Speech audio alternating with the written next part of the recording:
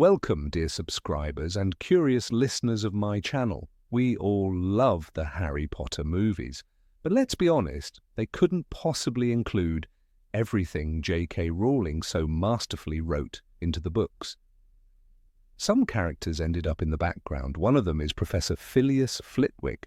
Today, I'll share with you some details you probably missed, unless you've read the books. Make yourself comfortable. This will be interesting. Number 1, he questioned the Grey Lady about Ravenclaw's diadem. As a Ravenclaw alumnus, Flitwick's fascination with ancient legends is understandable. The whispers about the lost diadem, said to grant wisdom, stirred the curiosity of many students. The books mention that both Dumbledore and Flitwick tried asking the Grey Lady, Helena Ravenclaw's ghost, about the relic's whereabouts. She turned them both down. The only two people she ever revealed the truth to were Tom Riddle and Harry Potter. Number 2. He enchanted the Hogwarts doors to keep Sirius Black out. After Sirius escaped from Azkaban, Hogwarts turned into a fortress. As Charms Master, Flitwick cast spells on the castle doors to recognize and block Sirius from entering. But there was one catch. Sirius was an animagus. In the form of a black dog, he slipped past the enchantments unnoticed. The protection would have worked perfectly, if not for that little twist. Number 3, he preserved Fred and George's swamp. Remember how the Weasley twins staged their brilliant rebellion in Order of the Phoenix to distract Umbridge? Their magical swamp caused total chaos in one corridor. Later, when Umbridge was gone, Flitwick, with his impressive magical skill, removed the swamp, but not all of it. He left a small section behind, roped off, a monument to Fred and George's creativity and courage. Number 4, he was a dueling club champion. In Chamber of Secrets, the dueling club is introduced. Students were guessing who would run it. Hermione mentions that Professor Flitwick was once a dueling champion. That's an important detail, it reveals that behind the kind smile is a seasoned wizard, fully capable of holding his own in a magical duel. Number 5, he wasn't a member of the Order of the Phoenix. Although Flitwick actively fought against the Death Eaters, his name never appears among the members of the Order, neither in the books nor the films. Surprising, isn't it? After all, Flitwick was a master of charms, firmly stood with Dumbledore and helped defend Hogwarts. Maybe he chose to focus on protecting the students from within the castle. Either way, he was a key part of the resistance. Number 6, he had a romantic relationship with Professor Sprout. To celebrate the 20th anniversary of the first Harry Potter book, special editions were released with new facts. The Hufflepuff edition revealed that Professor Sprout and Flitwick once had a romantic relationship. Sadly, it didn't last, but they remained good friends, and honestly, that's not surprising. Both are cheerful, warm-hearted, and kind. Number 7, the Sorting Hat, hesitated between Ravenclaw and Gryffindor. Flitwick is the head of Ravenclaw, so most people assume the Sorting Hat's choice was obvious. But the truth is more complex. In fact, the Hat took a long time to decide between Gryffindor and Ravenclaw. Flitwick was brave and determined, but in the end, the Hat saw in him a true Ravenclaw thinker. Number 8, he fought Snape. In Deathly Hallows Part 2, we see McGonagall duel Snape, but in the book, the scene plays out differently. When Harry was searching for the lost diadem, he encountered Professor Flitwick with Luna. Then came Snape. McGonagall began the duel, but soon Sprout, Slughorn, and Flitwick joined in. It was Flitwick who cast the spell that animated the suits of armor and temporarily immobilized Snape, giving him a chance to flee. Flitwick isn't just the small, cheerful wizard we see in the films. He's a fighter, a wise man, and a protector of Hogwarts. Number 9 comforted Professor Trelawney after her humiliation. Professor Trelawney stood trembling in the entrance hall, clutching her shawls, tears streaking down her face. Dolores Umbridge had just thrown her out in front of students and staff with no dignity, no warning. Most watched in silence. Some looked away, but not Professor Flitwick. In Harry Potter and the Order of the Phoenix, Rowling describes how Flitwick, barely reaching Trelawney's elbow, stepped forward and offered to help her carry her things. "May I assist you, Sybil?" he asked gently, his squeaky voice full of quiet kindness. It was a small act, but it carried great weight. In a moment of public humiliation, Flitwick chose empathy over fear. He didn't challenge Umbridge directly. He didn't need to. His gesture was enough. It told Trelawney she was not alone, that someone saw her pain, that even in a school ruled by fear, decency still had a voice, soft, high-pitched, and unwavering. Number 10, his high-pitched voice was mentioned in the books too. Professor Flitwick's voice was unforgettable. In the films, it was high and squeaky, almost like a wind-up toy. But this wasn't just a cinematic invention. In the books, J.K. Rowling also describes his voice as excited and squeaky, or high and anxious, especially when he was under stress. During OWL exams in Order of the Phoenix, he flitted nervously between desks, wringing his hands and whispering charms in a pitch that made several students smile. Even in tense moments, his presence somehow lightened the mood. Harry once noted that Flitwick's voice jumped an octave every time a quill snapped or a parchment caught fire during exams. He wasn't strict like Snape or cold like Umbridge. He cared deeply. His voice gave him away, full of worry, urgency, and warmth. It reminded students that beneath the spells and textbooks, there was a professor who truly wanted them to succeed. And even if he couldn't hide his nerves, he never let them interfere with his magic. Number 11, saved students from enchanted traps during the 6th year. Danger had crept into Hogwarts long before the final battle. In Harry Potter and the Half-Blood Prince, curses slipped through secret doors. Dark magic poisoned the air. Students thought they were safe. But Professor Flitwick knew better. When Katie Bell was cursed by a necklace meant for Dumbledore, the whole school went on alert, and behind the scenes, it was Flitwick who stepped up to search for the source. He didn't wear dark robes or storm through corridors with dramatic flair. He worked quietly, methodically. J.K. Rowling tells us, Professors Flitwick and McGonagall had been checking objects for jinxes before allowing them through the doors. He examined every package, every enchanted item, dismantling curses layered like traps. While others focused on politics or punishments, Flitwick focused on keeping children alive. Draco Malfoy had turned Hogwarts into a chessboard. The cursed necklace, the poisoned mead, the vanishing cabinet. Flitwick understood the stakes. He wasn't just undoing hexes, he was outsmarting someone who had learned from Voldemort himself.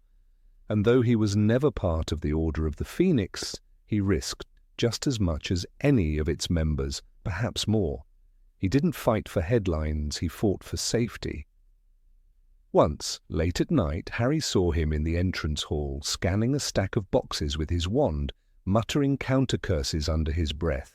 His expression was tight, focused, tired. This wasn't the cheerful professor who made pine cones dance in charms class. This was a man fighting a hidden war and saving lives with every spell.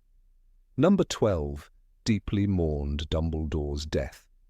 The castle was silent after Dumbledore's death, not just quiet, hollow. The air itself felt wrong. Students whispered in corners, teachers walked slower, and in a small office tucked behind stacks of books and enchanted instruments, Professor Flitwick sat alone. His face was pale, his eyes red.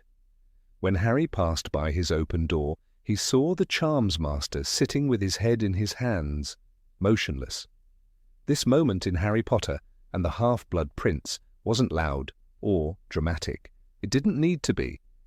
J.K. Rowling writes, Flitwick was sitting behind his desk, a handkerchief clutched in his small hand. No grand speeches, no bursts of grief, just quiet devastation. Flitwick had been by Dumbledore's side for decades. He had trusted him, believed in him, and stood beside him in every crisis.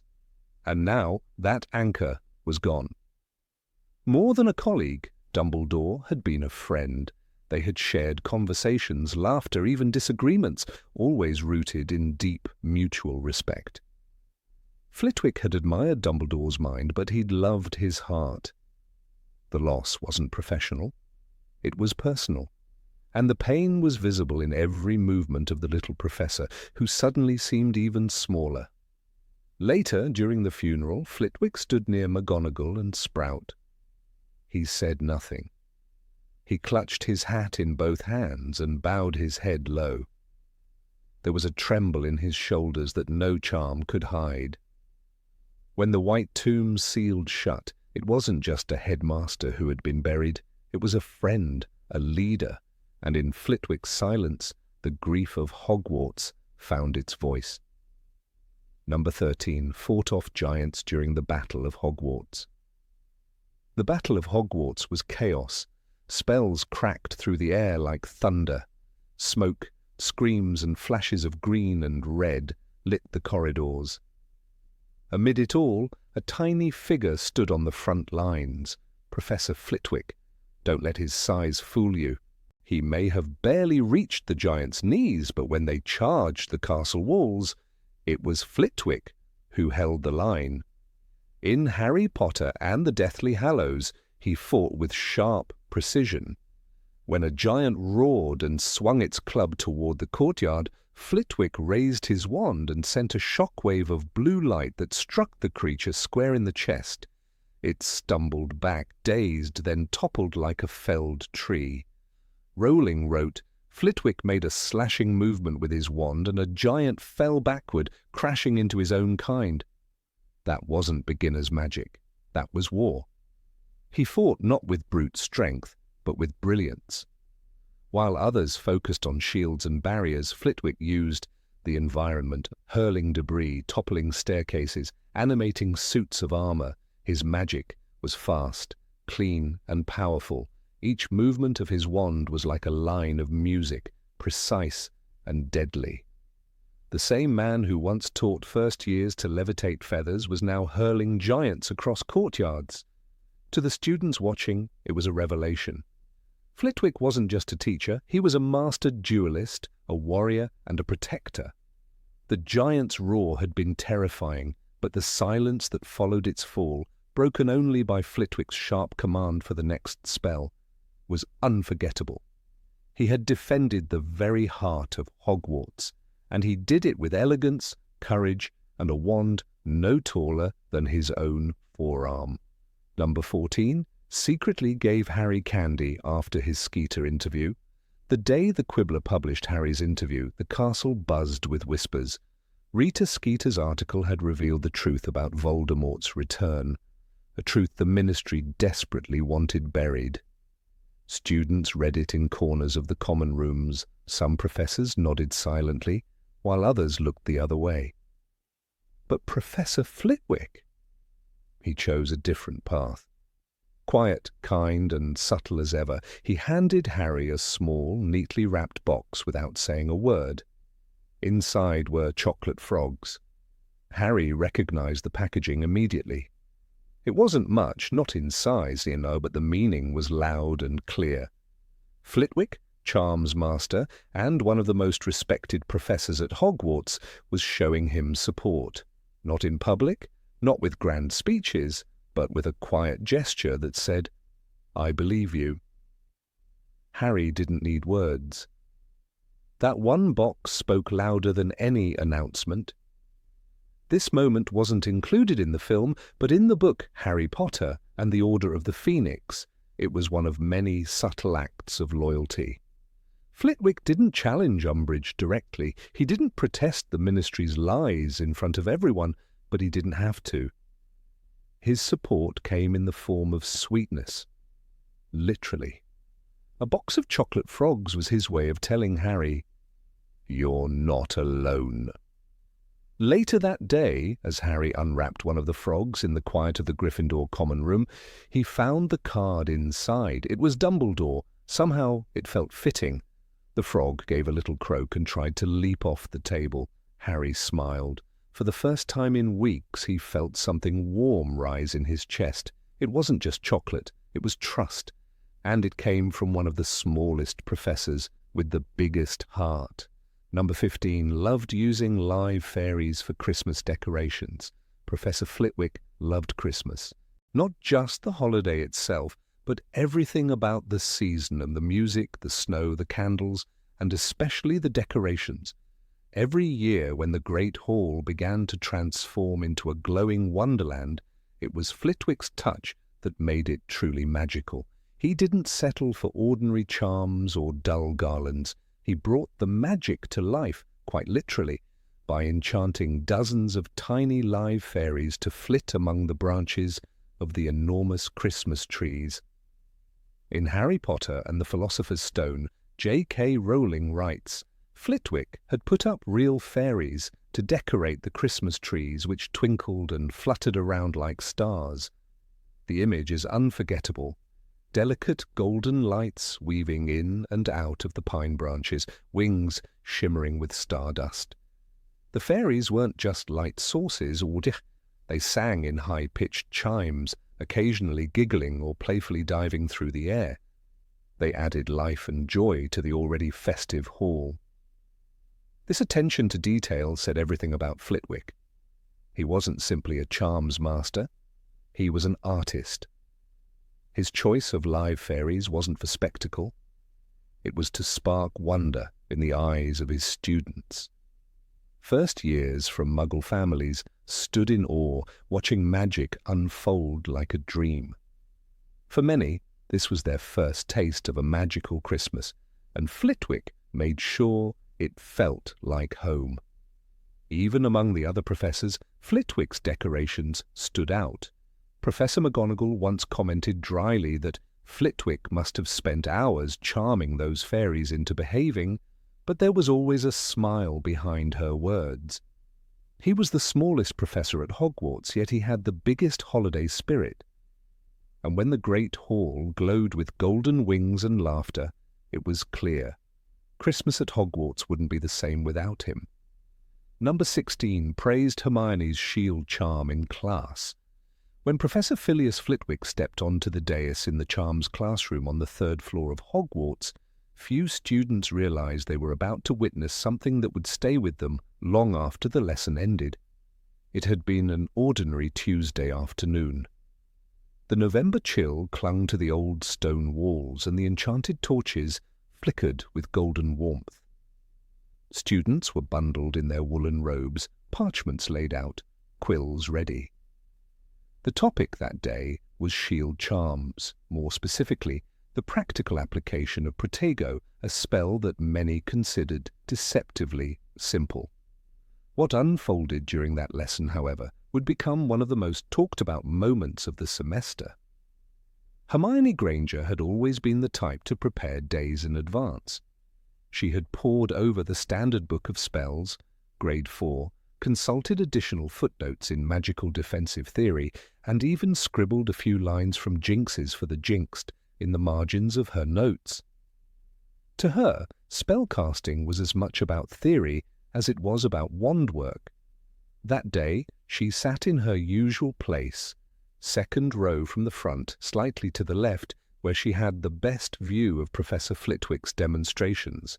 Her hand, as always, had shot up first when the professor asked for a volunteer to try the shield spell in front of the class.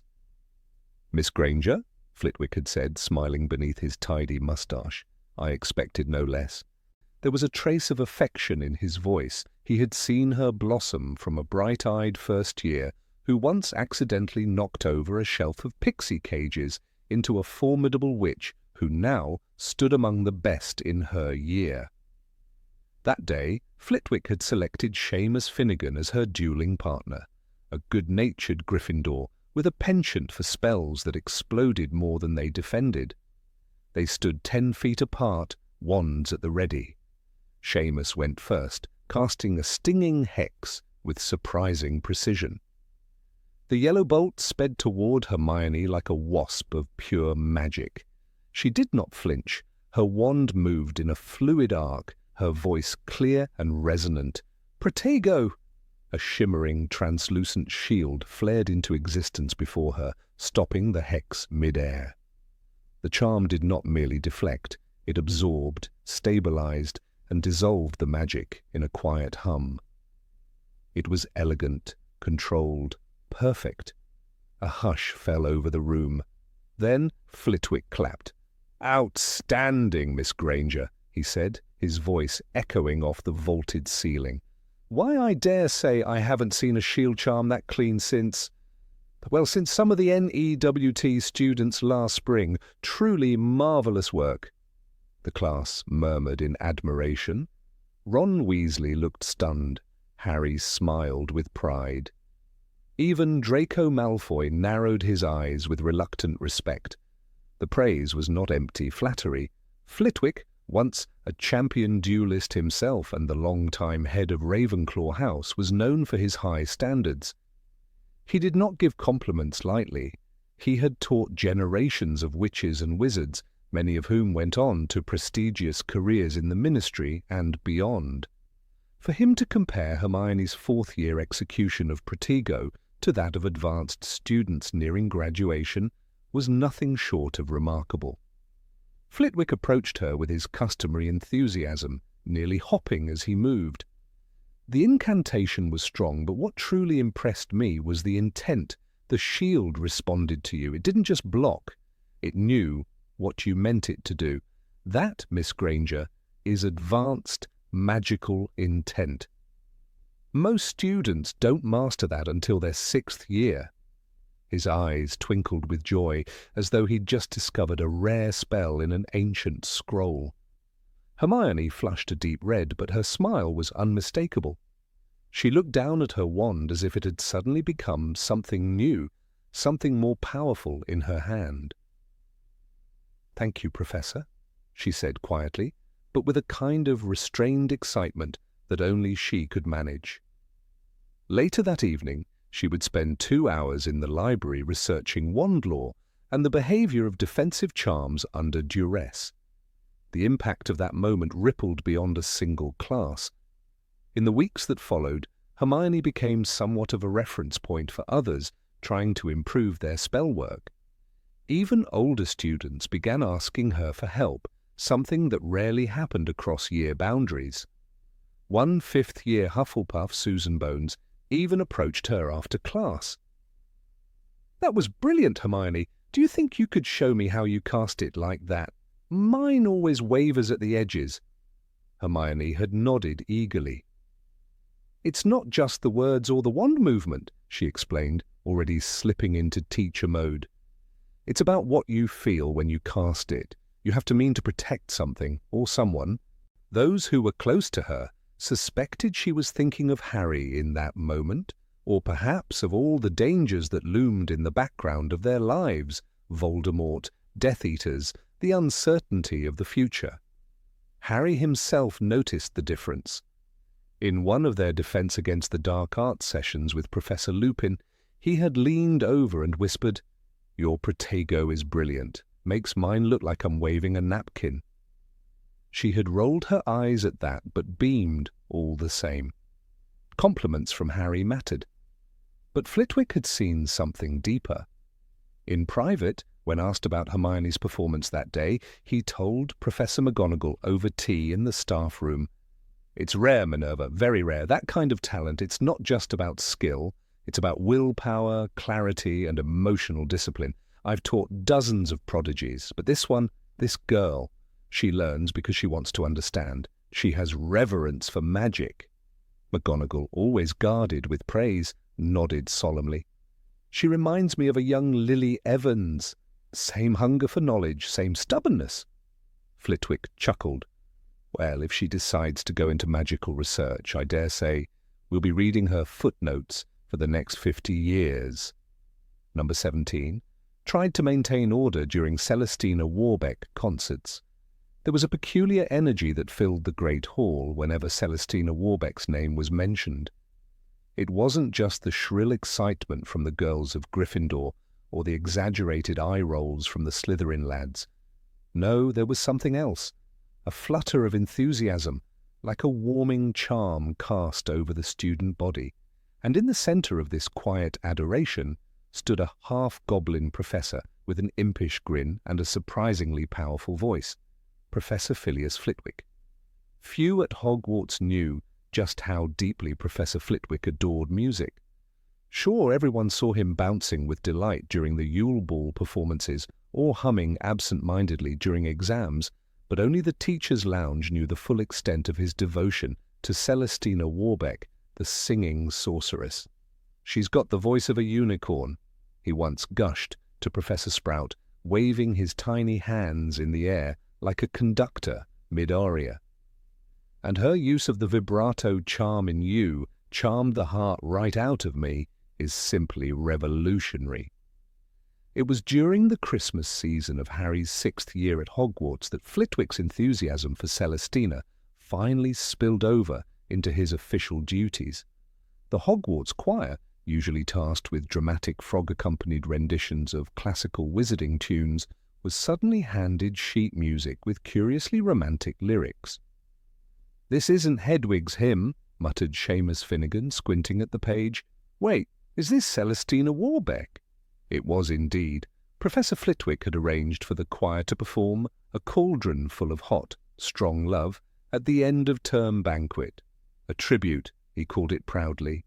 "She's a national treasure, and our students ought to appreciate true musical artistry." The problem, of course, was that Celestina Warbeck's songs were anything but solemn. As Molly Weasley once admitted, "Arthur and I danced to You Stole My Cauldron, but you can't have my heart at our wedding reception." Her songs were playful, dramatic, and sometimes a bit too suggestive for a group of teenagers bubbling with adolescent hormones and too much pumpkin juice. But Flitwick was undeterred.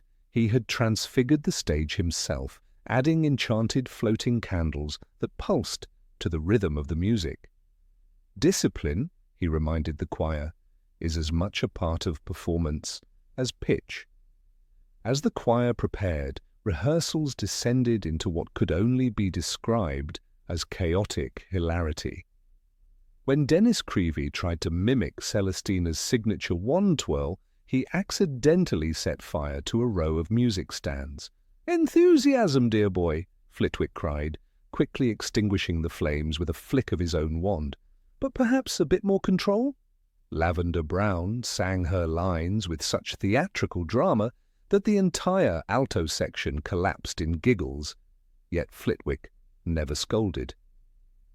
"If Celestina heard you," he'd say gently, "she'd be flattered, though possibly also slightly alarmed."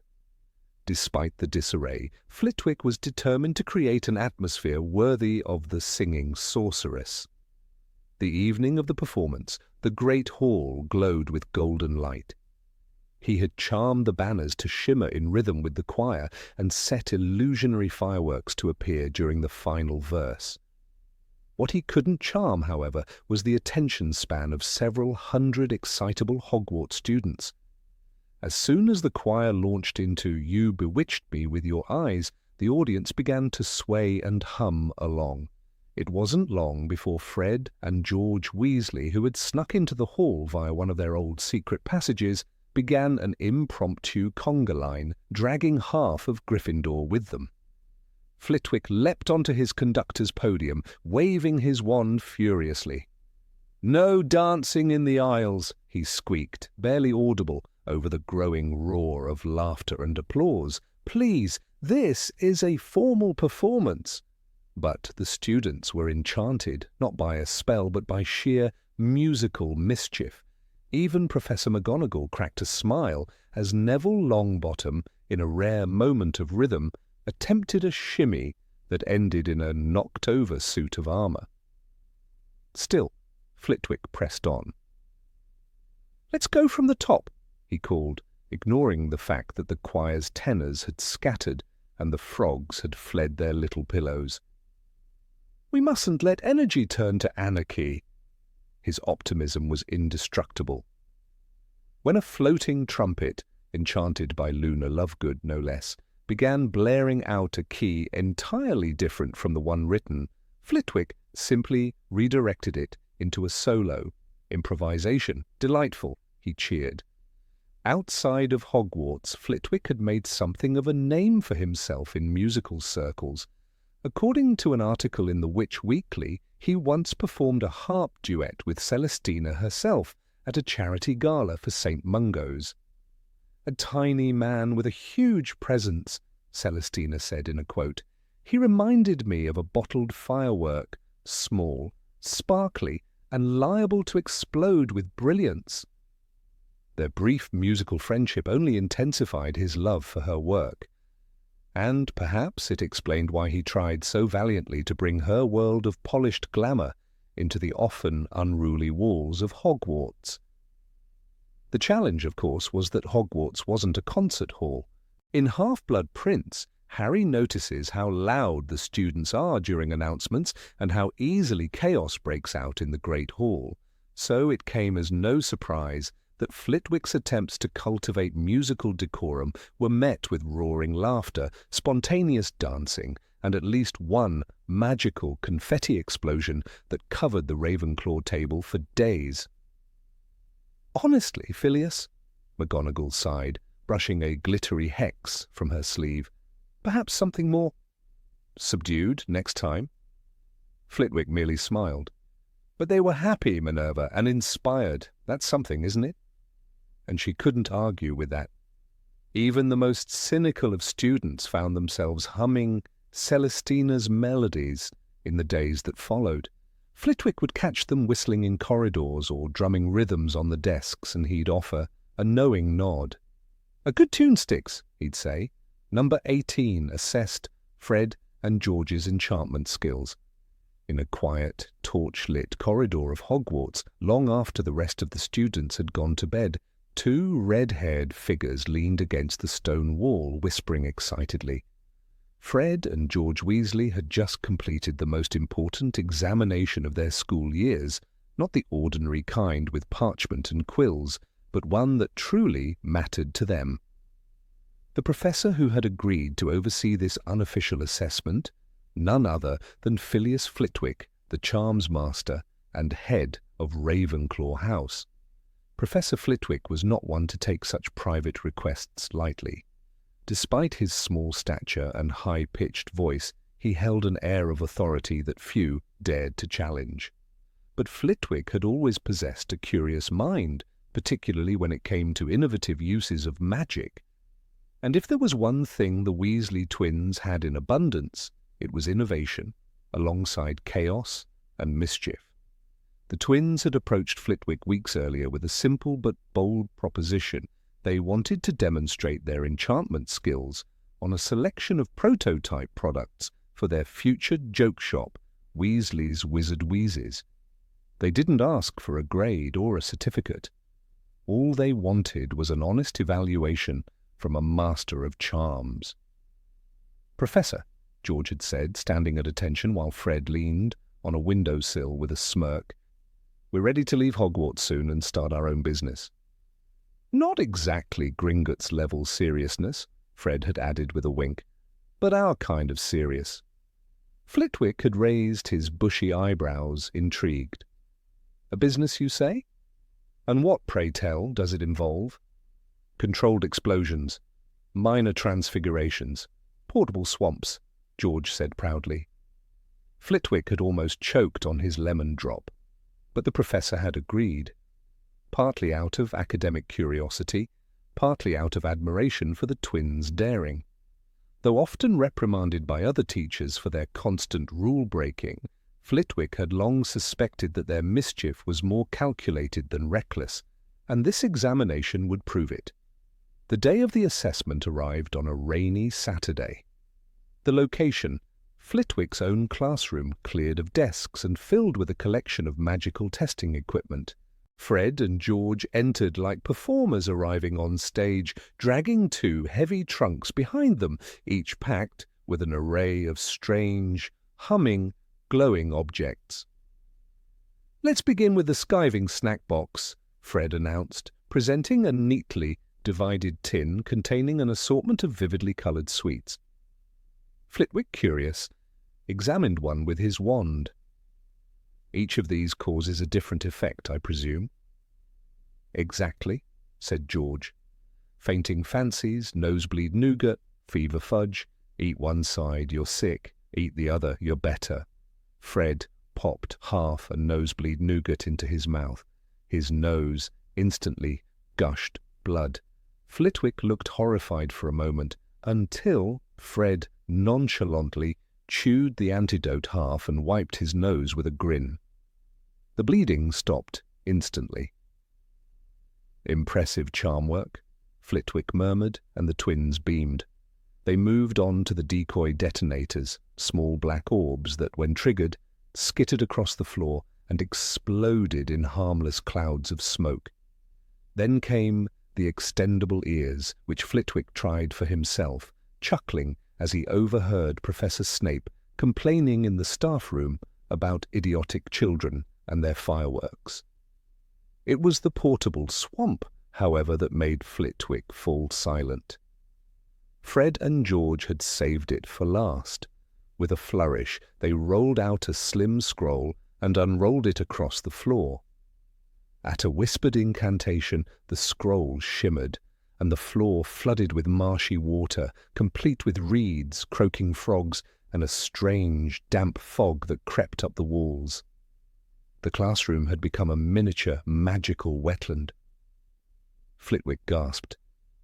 "My word, this is advanced magic. Spatial displacement, elemental conjuring, long-term stabilization." He looked around, utterly stunned. George leaned in. "It's also very annoying to clean up. Just ask Umbridge." It was at that moment, surrounded by an enchanted swamp and two mischievous grins, that Professor Flitwick made his decision. "This is no longer an examination," he said, placing a hand on his chest. "It is an honor." Years later, in Harry Potter and the Half-Blood Prince, Fred and George would be seen thriving in their shop at 93 Diagon Alley, juggling customers, testing products, and revolutionizing the joke industry with every item on their shelves.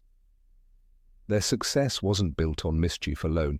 It was grounded in solid magical theory, relentless testing, and a belief in their abilities, a belief that was, in many ways, solidified the day Professor Flitwick examined them.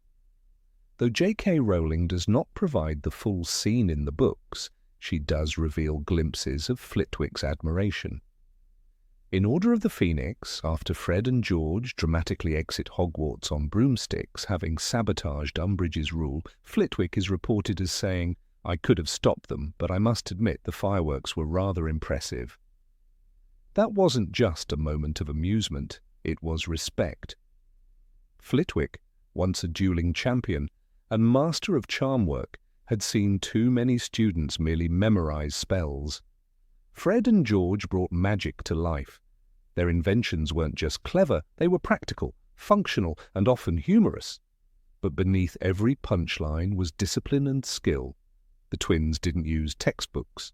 Their textbooks were accidents, explosions, failures, and a lot of trial and error. But when Flitwick inspected their work, he didn't see pranks, he saw creativity harnessed with control. "Professor, would you say this meets New Tea standards?" George had asked after the swamp demonstration. Flitwick smiled, adjusting his glasses. "This exceeds most New Tea standards I've seen." It was a rare compliment, and coming from Flitwick, it meant everything. The Weasleys always had a complex relationship with Hogwarts. While Percy followed the rules to the letter and Ron stumbled through his studies, Fred and George carved their own path, one that seemed reckless, but was, in truth, remarkably deliberate. Their joke products were a form of social commentary too. The patented Daydream Charms, for example, offered students a brief escape from stress. The headless hats showcased advanced invisibility magic, cloaked in humor. Their canary creams played on transfiguration, Even their shield hats, which deflected jinxes, were used by Ministry officials during the Second Wizarding War. That particular product caught Flitwick's attention. Number 20 created magical rain to extinguish cursed fires. Of all the great professors who walked the hallowed halls of Hogwarts, few possessed the quiet, dazzling brilliance of Professor Phileas Flitwick. Often overlooked due to his small stature and gentle nature, Flitwick was, in truth, one of the most formidable magical minds of his time.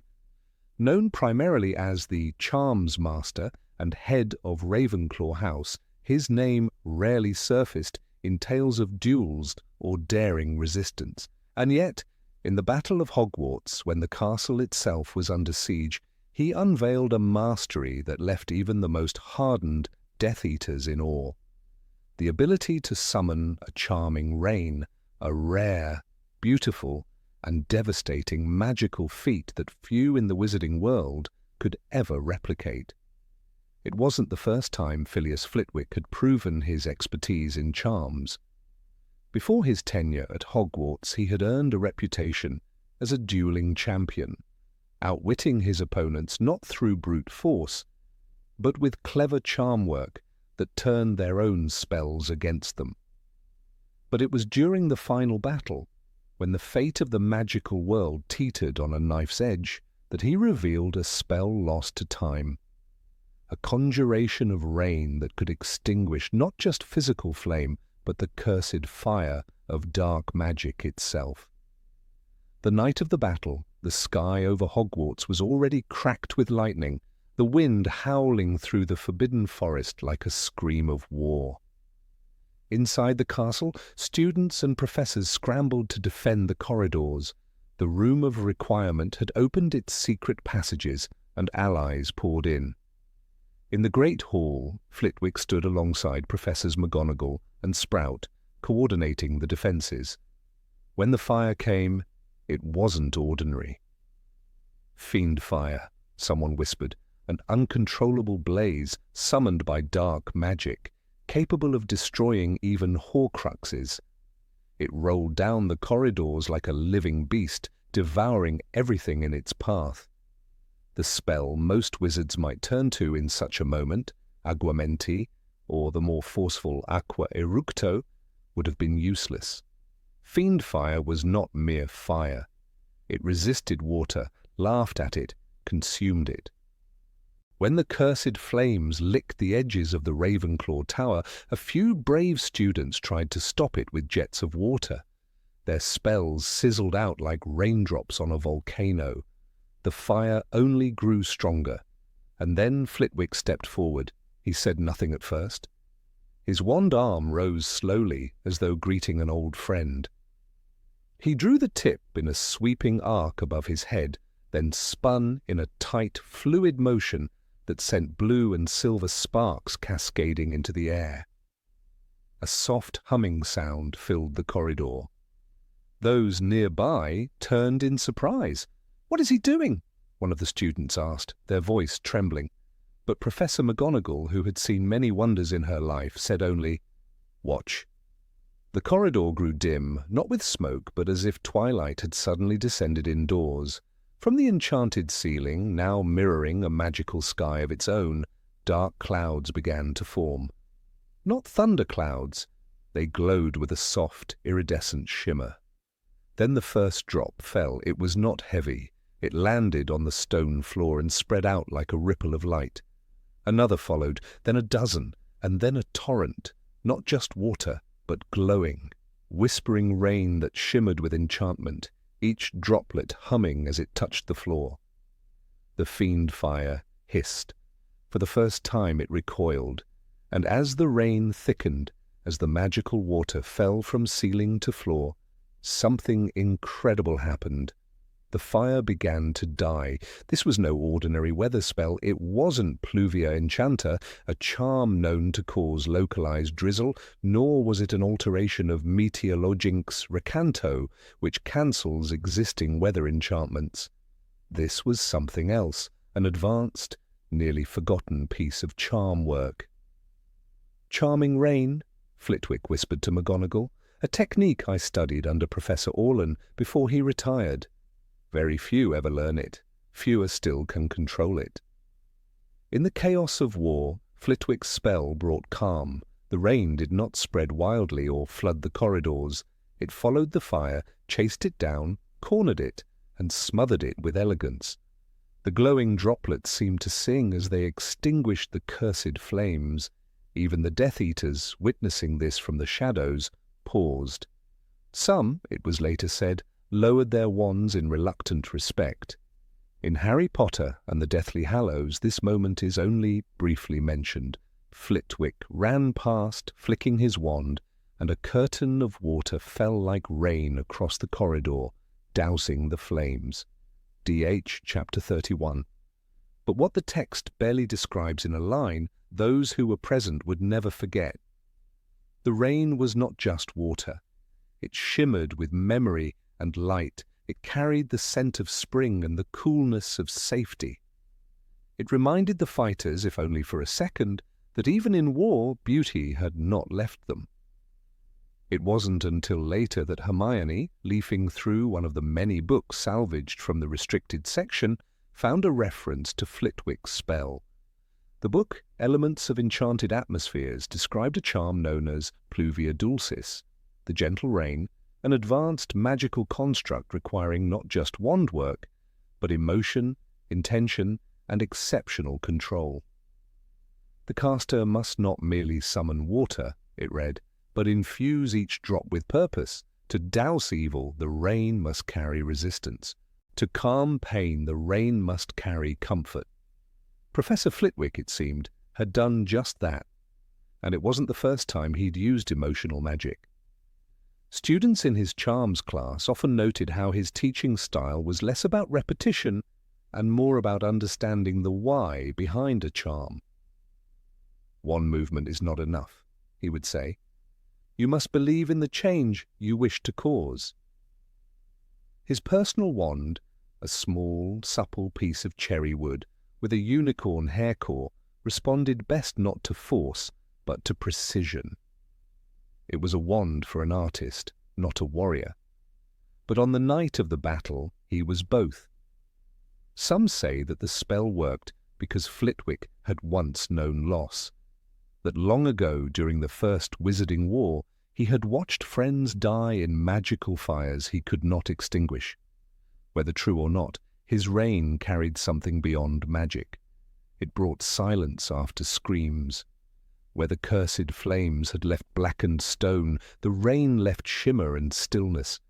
The next morning, after the final duel, after Voldemort's fall, when the survivors walked the battered halls of Hogwarts, the floor beneath Ravenclaw Tower was still damp.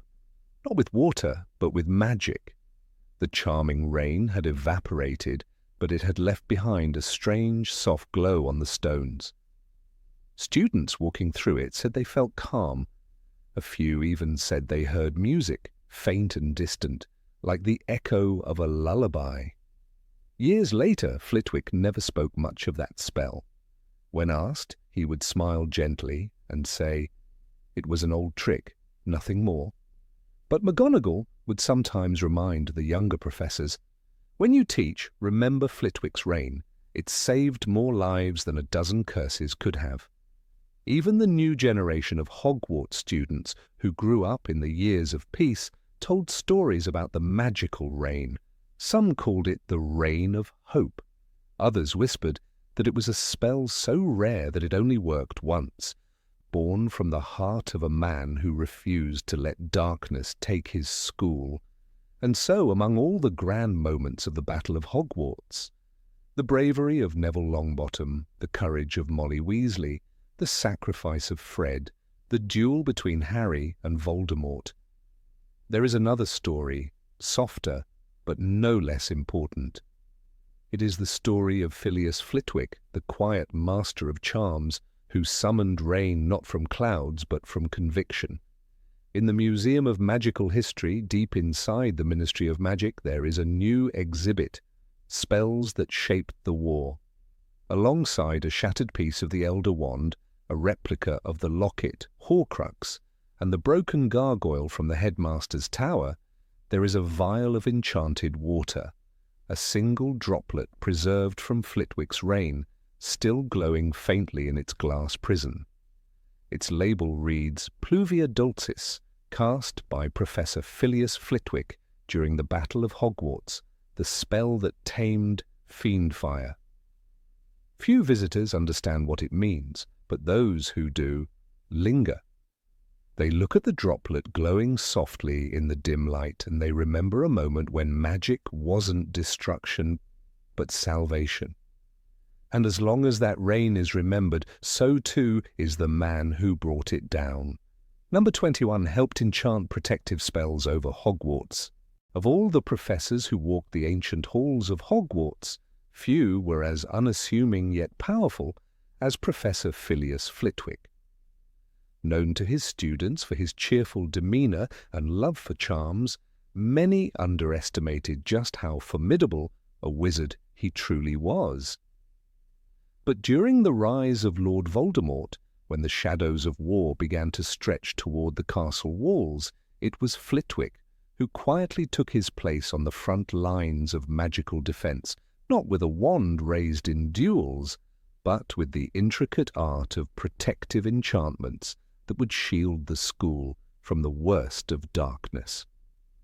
When Albus Dumbledore summoned his most trusted colleagues to fortify Hogwarts in the face of the growing threat, it was Flitwick he turned to first. The headmaster knew that beneath the charms, Master's kindly eyes and diminutive stature, lay an intellect and magical prowess that few could rival. Flitwick had once been a dueling champion, and while many thought of him only in terms of his classroom lectures, he was a wizard whose understanding of magical theory ran deeper than most dared to imagine. Dumbledore needed more than brute force. He needed finesse, and Flitwick delivered.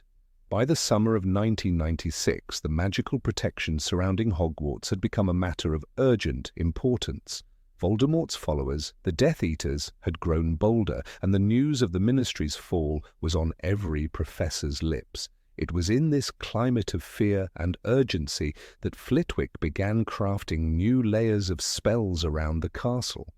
He understood that protection wasn't merely about brute magical resistance. It was about anticipation, foresight, and detail.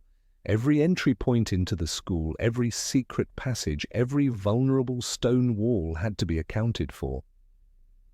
One of Flitwick's most ingenious contributions was the layering of enchantments that could detect the presence of dark magic long before it reached the gates. These were not just simple alarm charms. No, Flitwick designed spells that could analyze the intent behind a magical signature. If a witch or wizard approached Hogwarts carrying malicious intent or cursed artifacts, the spells would respond like a spider, sensing tremors in its web. We know from Harry Potter and the Half-Blood Prince that the castle was impenetrable to apparition, an enchantment Flitwick regularly helped maintain. You can't apparate or disapparate inside the Hogwarts grounds, Hermione reminded Harry, a rule enforced not just by ancient magic, but constantly renewed by Flitwick and the charm staff. But during the war, Flitwick didn't just maintain, he upgraded. He added new anti-apparition wards that would detect forced side-along apparition or any attempts to bypass the standard boundaries with inferi or cursed objects. He also developed complex enchantments over the Forbidden Forest's perimeter. While the forest was already dangerous on its own, Flitwick imbued the trees near the border with whispering charms that would notify the castle of movement beyond certain thresholds. These whispers would reach the ears of designated staff via magically linked objects. Professor Sprout's gloves, for instance, would tingle when an unauthorized creature crossed the line. It was a symphony of silent protections, a network of charms that turned the grounds themselves into vigilant sentries. Inside the castle, Flitwick's expertise was no less vital. He collaborated with Professor McGonagall to reinforce the very stones of the school against magical penetration. The gargoyles in the corridors, once merely decorative or mildly sentient, were given additional enchantments. "You are requested to leave the premises." They would boom if an intruder passed. Flitwick had designed the phrases himself, often practicing with a giggle in the empty corridors late at night, until they sounded just right. But behind that playful polish was serious power. When the Battle of Hogwarts loomed in Harry Potter and the Deathly Hallows, it was Flitwick who stood alongside the others in the Great Hall as Harry re-entered the school. "I can bring down enchantments to keep them out for a while," Flitwick told Professor McGonagall grimly. There was no trace of mirth in his voice then. The man who once danced on piles of pillows to demonstrate wand flicks was now preparing to hold back an army. His spells during that final defense were extraordinary. One enchantment he cast created an invisible dome around the castle that neutralized hexes and jinxes thrown from a distance. Another, based on ancient goblin magic, Flitwick's own ancestry, rarely discussed, reflected curses back at their originators with triple force. These were not simple spells any seventh year could pull off. They required deep understanding, blood-based precision, and iron will. Flitwick also worked tirelessly to secure the Room of Requirement's entrance during its use as a refuge. While the room itself had powerful protections of its own, Flitwick reinforced the hallway leading to it with a labyrinth of confusion spells. "Even if they found it," he said to Professor Slughorn, "they would get lost for hours." One Death Eater, according to testimony later provided to the Ministry, wandered in circles outside the Room of Requirement for 6 hours until a fellow follower found and dragged him away. Perhaps the most impressive demonstration of Flitwick's defensive genius came during the early moments of the final battle. As Voldemort's forces gathered outside and the protective enchantments shimmered visibly over the castle, Flitwick coordinated a final spell with McGonagall and Kingsley Shacklebolt. Together they summoned statues and suits of armor to life, but it was Flitwick who laid the animation charms that allowed the Metal Guardians to anticipate spell trajectories and defend students. "Protect our students," McGonagall had whispered. Flitwick made it happen. Even more remarkably, Flitwick had designed the enchantments so that they would adapt to the enemy's tactics. If Death Eaters attempted to tunnel in, something suspected after the attack on Gringotts, his charms would detect the ground disturbance and collapse the tunnel with minimal force. If the walls were climbed by enchanted ropes or broomsticks, his detection spells would trigger horizontal wind gusts to throw the attackers off balance. His use of Fianto Duri and Repello Inimicum, described briefly by Hermione as advanced shield charms, created visible waves of protection, light and sound trembling as spells met resistance. These were the spells that flared violet and blue over the castle during the initial assault. According to Deathly Hallows, great cracks appeared in the enchanted barriers as they were struck by curses, but they held for now. And they held largely because of Flitwick. During a brief lull in the battle, Flitwick, bloodied and sweating, was seen directing wounded students into secure classrooms whose doors had been charmed to respond only to their voices. He had worked overnight for weeks leading up to the attack, recording every student's voice onto enchanted medallions so the doors could recognize and open only to those in need. It was a genius move, ensuring that Death Eaters couldn't impersonate students or force their way in. When the giants attacked, lured by Voldemort's promises of carnage, Flitwick's protective fields absorbed the brunt of their initial charges. Massive invisible walls embedded with runes of stabilization slowed the giants down enough for Hagrid and Grawp to respond. Flitwick's voice could be heard from the astronomy tower, chanting continuously in a mixture of Latin and Old Goblin, sweat pouring down his brow as he held the enchantments in place. In quieter moments of the battle, when Flitwick moved from point to point on the upper floors, students later said they felt a calming presence when he passed. "He made us feel like the castle itself was on our side," said Seamus Finnegan in an interview for the Daily Prophet a year later. "Like Hogwarts was alive, and it would protect us because Flitwick had asked it to." The reality is, Hogwarts did feel alive during that night. From whispering corridors to shimmering walls, every stone seemed to pulse with resistance. And that wasn't coincidence. It was the legacy of a charms master who had quietly prepared the school not just for education, but for war. It's easy to overlook Flitwick in the grandeur of the final battle. His role wasn't as dramatic as McGonagall's duels, or as visible as Harry's confrontation with Voldemort, but ask any student who survived and they'll tell you the same. They stayed alive because of him. His magic didn't just defend the school, it gave them hope. Even after the war, his enchantments remained part of Hogwarts' fabric. Some of the spells he created were later added to the school's permanent defences. When Headmistress McGonagall took office, she insisted on keeping the Flitwick wards, as they became known, active. "They are subtle," she once told a group of visiting Aurors, "but no less powerful than any stone in this castle." So the next time you walk past the charms classroom or admire the ancient suits of armour lining the walls, remember this. It was Professor Flitwick who taught them to move. It was Flitwick who whispered to the stones, and it was Flitwick who, in the darkest of times, gave Hogwarts the strength to stand. Number 22 admired Luna Lovegood's unconventional thinking.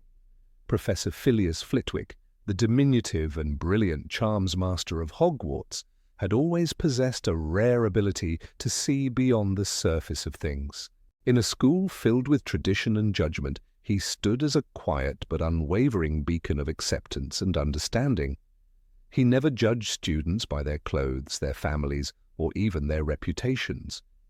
It was this open-hearted quality that allowed him to appreciate someone as unique as Luna Lovegood, a girl who walked through the castle halls with radish earrings, carried the Quibbler upside down, and believed in creatures that most wizards considered mythical nonsense.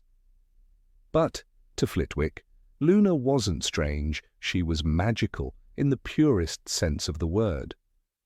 From the very first day Luna stepped into his classroom, Flitwick was intrigued. He watched as she took her seat in the second row, far enough to avoid attention, but close enough to absorb every word. While other students rolled their eyes at her commentary, her assertion that Gurdy roots could repel Nargles, or that Raxburts caused forgetfulness, Flitwick saw a different kind of intelligence. It wasn't that Luna rejected logic, but that she operated on a logic of her own, one that pulsed with imagination and unshakable belief. "Charms," he once said to a fellow professor, "isn't merely about incantation, it's about intent, and Luna's intent is always honest." He admired that honesty most of all. Luna never tried to conform. In a world that rewarded sameness, she remained defiantly herself. During one class in her 4th year, Flitwick asked the students to perform a levitating charm using a particularly temperamental feather. Most of the class muttered Wingardium Leviosa with the right wand movements, but failed to lift the feather.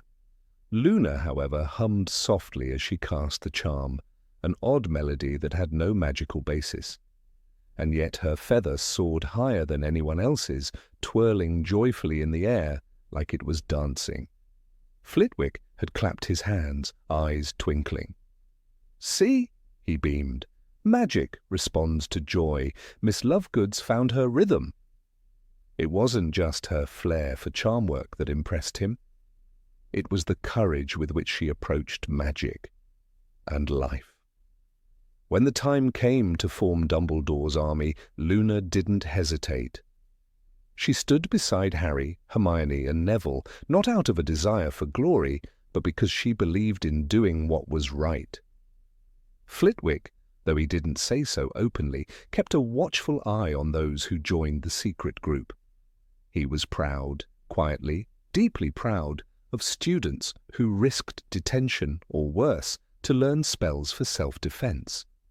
Luna, he noticed, had a particular gift for the Patronus charm. "Most students struggle to summon even a flicker," he said once to Minerva McGonagall, "but Miss Lovegood's Patronus, a hare I believe, is as steady as if she were my age." In Harry Potter and the Half-Blood Prince, there is a moment where Flitwick comments, "People like Luna make magic interesting." The line seems casual at first glance, but those who know Flitwick's gentle spirit understand the weight behind those words.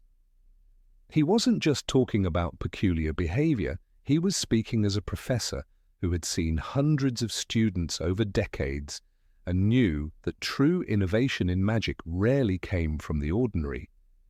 It came from minds unburdened by convention. Luna didn't think outside the box, she lived outside of it. One spring afternoon, as Flitwick prepared for a demonstration of the Aguamenti charm, Luna stayed after class. She asked him, quite sincerely, whether water conjured by magic could have emotional properties, like memory or sadness. Most professors might have laughed off such a question, chalking it up to Luna's usual oddities, but Flitwick didn't. He sat down, enchanted by the thought. "Why not?" he said, stroking his beard. "Magic often reflects the caster's emotions. Perhaps water can remember joy or grief." He later wrote a note about it in his research journal, a small spark that might one day grow into a real magical theory, all because of Luna's question. The respect between them was mutual. Luna often mentioned Professor Flitwick with affection. To her, he wasn't merely the charms teacher, he was someone who listened, who saw her, not just her grades or her peculiarities, but her. During the Battle of Hogwarts, when the school transformed into a war zone, Flitwick fought valiantly alongside the students. He saw Luna on the battlefield, her wand blazing with spells, her hair wild, her expression fierce and determined. And even in the chaos he felt a surge of pride. She wasn't just fighting, she was shining. Later, when the bodies were counted and the great hall fell silent in mourning and triumph, Flitwick sat beside Luna. Her hands were scraped, her robes torn, but she was humming a lullaby to a first-year girl who had lost her brother. Flitwick said nothing. He simply placed a hand on her shoulder. Luna looked up and whispered, "It's okay, Professor. Magic doesn't end here." That moment, he would recall years later, was one of the most magical he had ever known. In staff meetings, Flitwick defended Luna more than once. When some professors expressed concern that she might be distracting others with her talk of crumple-horned snorkax or her habit of wearing butterbeer cork necklaces, Flitwick always responded the same way. "Let her be. Her mind is her own, and it's a beautiful one." He knew that Hogwarts was not merely a place to churn out good test scores, it was a sanctuary for young minds to discover who they were.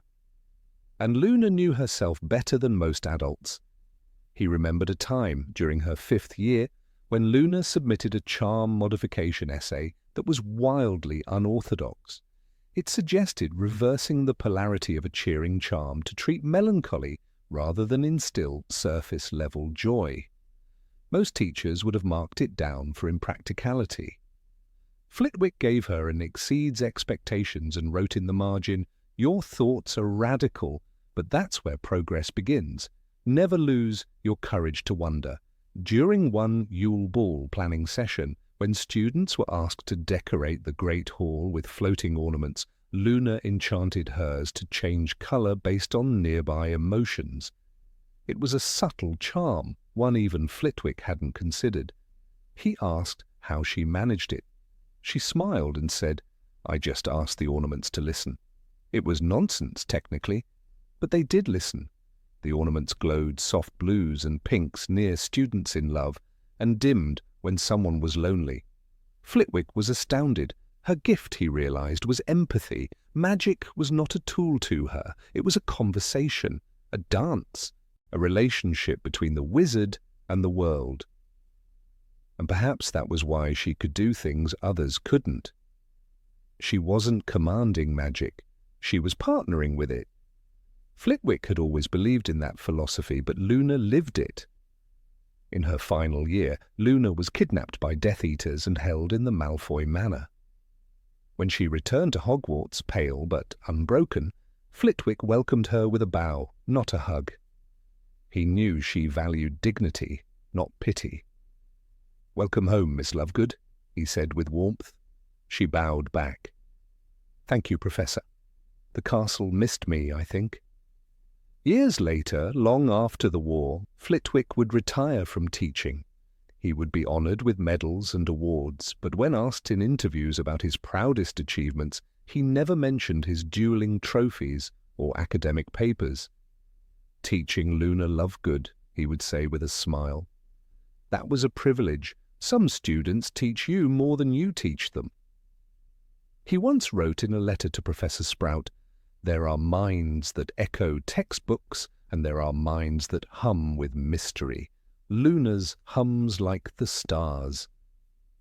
He kept one of her essays in his desk drawer until the day he left Hogwarts, a gentle reminder that true brilliance often arrives in unexpected forms. And when Hogwarts rebuilt its shattered halls and new generations poured in, Flitwick made sure a plaque was added near the charms classroom. It read, "Magic responds best to those who believe in the impossible." There was no name on the plaque, but everyone who had been there knew. It was for Luna. No teacher at Hogwarts ever laughed at Luna Lovegood, but none admired her quite like Professor Flitwick. To him, she wasn't a curiosity, she was a wonder, a living reminder that magic, at its heart, is not always about rules or power. Sometimes it's about believing in nargles, about wearing radishes with pride, about finding light in the strangest corners of the world, and above all, about having a mind that dares to ask, what if the impossible is just waiting for someone to believe in it? That, Flitwick believed, was the most magical thought of all. Number 23 studied forgotten spells and ancient magic. Professor Phileas Flitwick was always more than he seemed. To the casual eye, he was the tiny, cheerful charms professor, often seen teetering on a pile of books to see over his desk. But behind his high-pitched voice and affable nature lay a deeply scholarly mind, one that had spent decades not only teaching magic, but uncovering its forgotten roots. In the corridors of Hogwarts, where portraits whispered and history lived in the stone, Flitwick quietly pursued something far older than most dared to imagine, ancient magic, not the flashy spells of dueling clubs or classroom demonstrations, but magic born in the shadows of time when the founders themselves walked those halls. Long before he was a teacher, Flitwick had been a prodigy in charms. He had studied at Hogwarts under Professor Vesperwell, a stern witch known for her strict instruction in magical theory. But even she had admitted reluctantly that young Phileas could cast spells most adult wizards would struggle with. After graduation, while many of his classmates joined the ministry or sought glory in the world of magical innovation, Flitwick turned towards something else. The archives of the Department of Mysteries, the ruins of ancient magical strongholds in Wales, and the scrolls buried deep beneath the Hogwarts library. It was during these years that he developed a passion for what he called foundational charm work. The magic that existed before modern wandcraft refined it into spells like Alohomora or Wingardium Leviosa. He studied runic inscriptions on cairns and learned about incantations etched into the stones of druids. When he finally accepted the post of charms master at Hogwarts, he brought this passion with him. Most students would never know it, but every year he quietly updated the syllabus, always including at least one charm with a traceable origin to the early centuries of magical Britain. The real evidence of Flitwick's fascination with ancient magic appears, almost unnoticed, in Harry Potter and the Order of the Phoenix. As the threat of Voldemort grew, so too did the need to protect Hogwarts.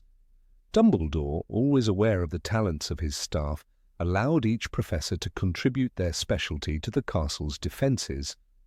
Professor Flitwick had done something complicated with the front doors that made them shrink at the touch of any but a wizard's hand, Rowling writes.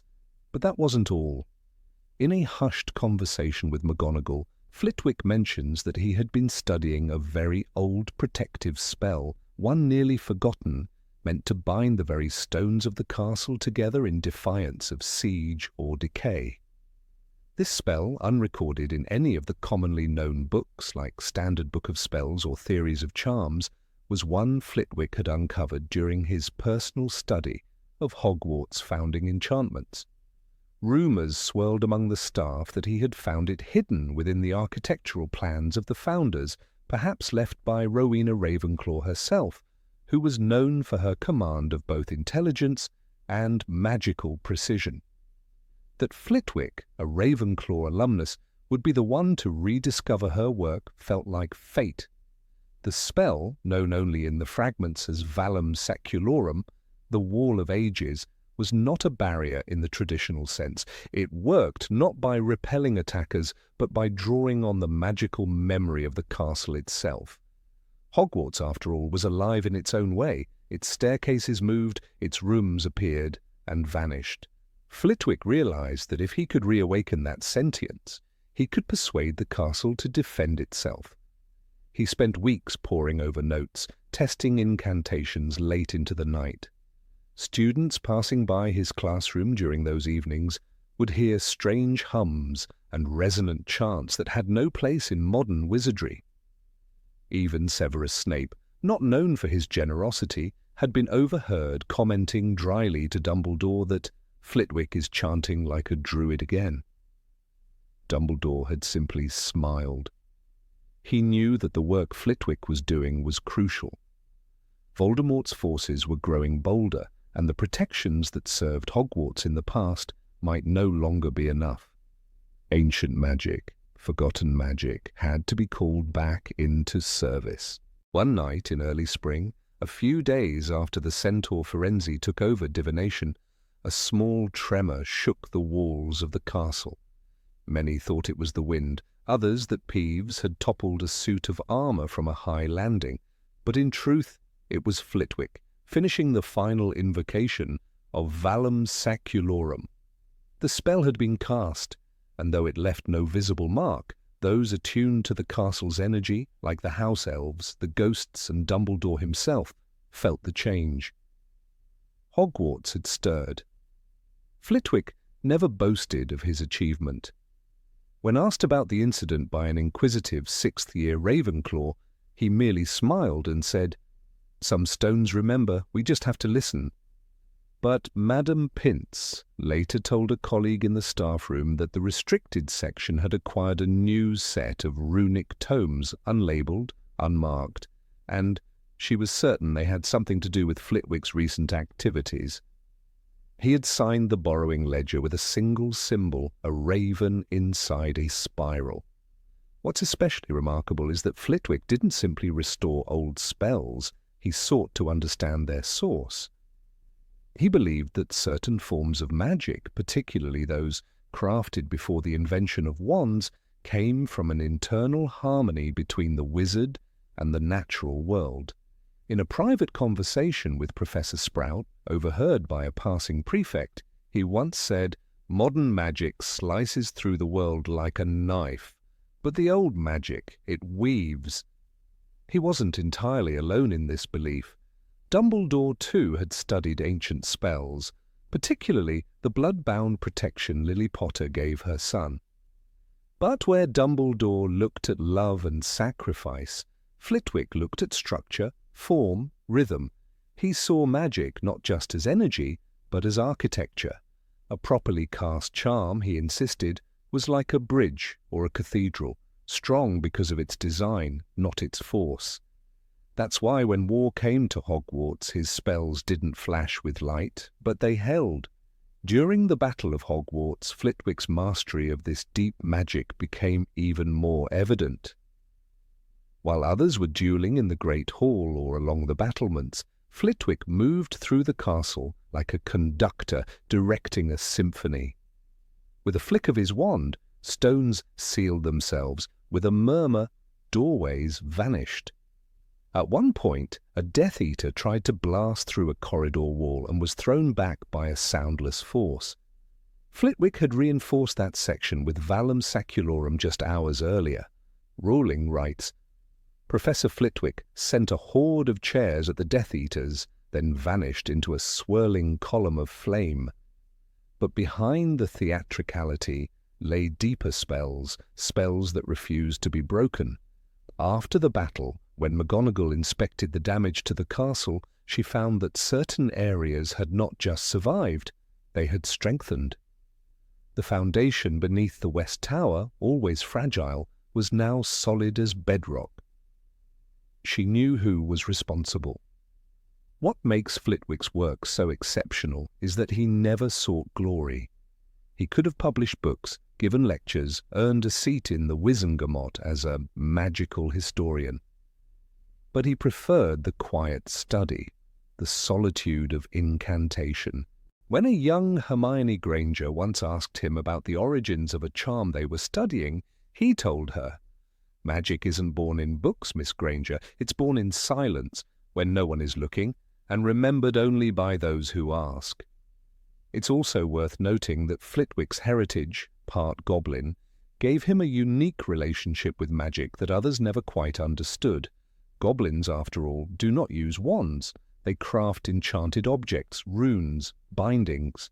Flitwick once said in passing that his grandmother had taught him an old rhyme used to ward off lightning. When Harry asked if it worked, Flitwick chuckled and replied, "It did once, on a very stormy night when I was 5. His understanding of non-wand-based magic allowed him to see beyond the typical curriculum. He encouraged students to think about intention, about harmony. In one class, he had students chant a spell in unison, asking them to feel the resonance in the air. "Do you feel that?" he asked. "That's the spell casting you, not the other way around." There's an old painting of Flitwick in the Charms classroom now.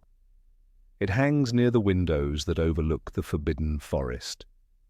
In it, he's standing on a stack of books, of course, with a scroll in one hand and his wand raised to the sky. But if you look closely, the scroll bears ancient script, runes from the time of the founders. And in the window behind him, the stone wall glows faintly with silver threads, as if remembering something powerful that once passed through it.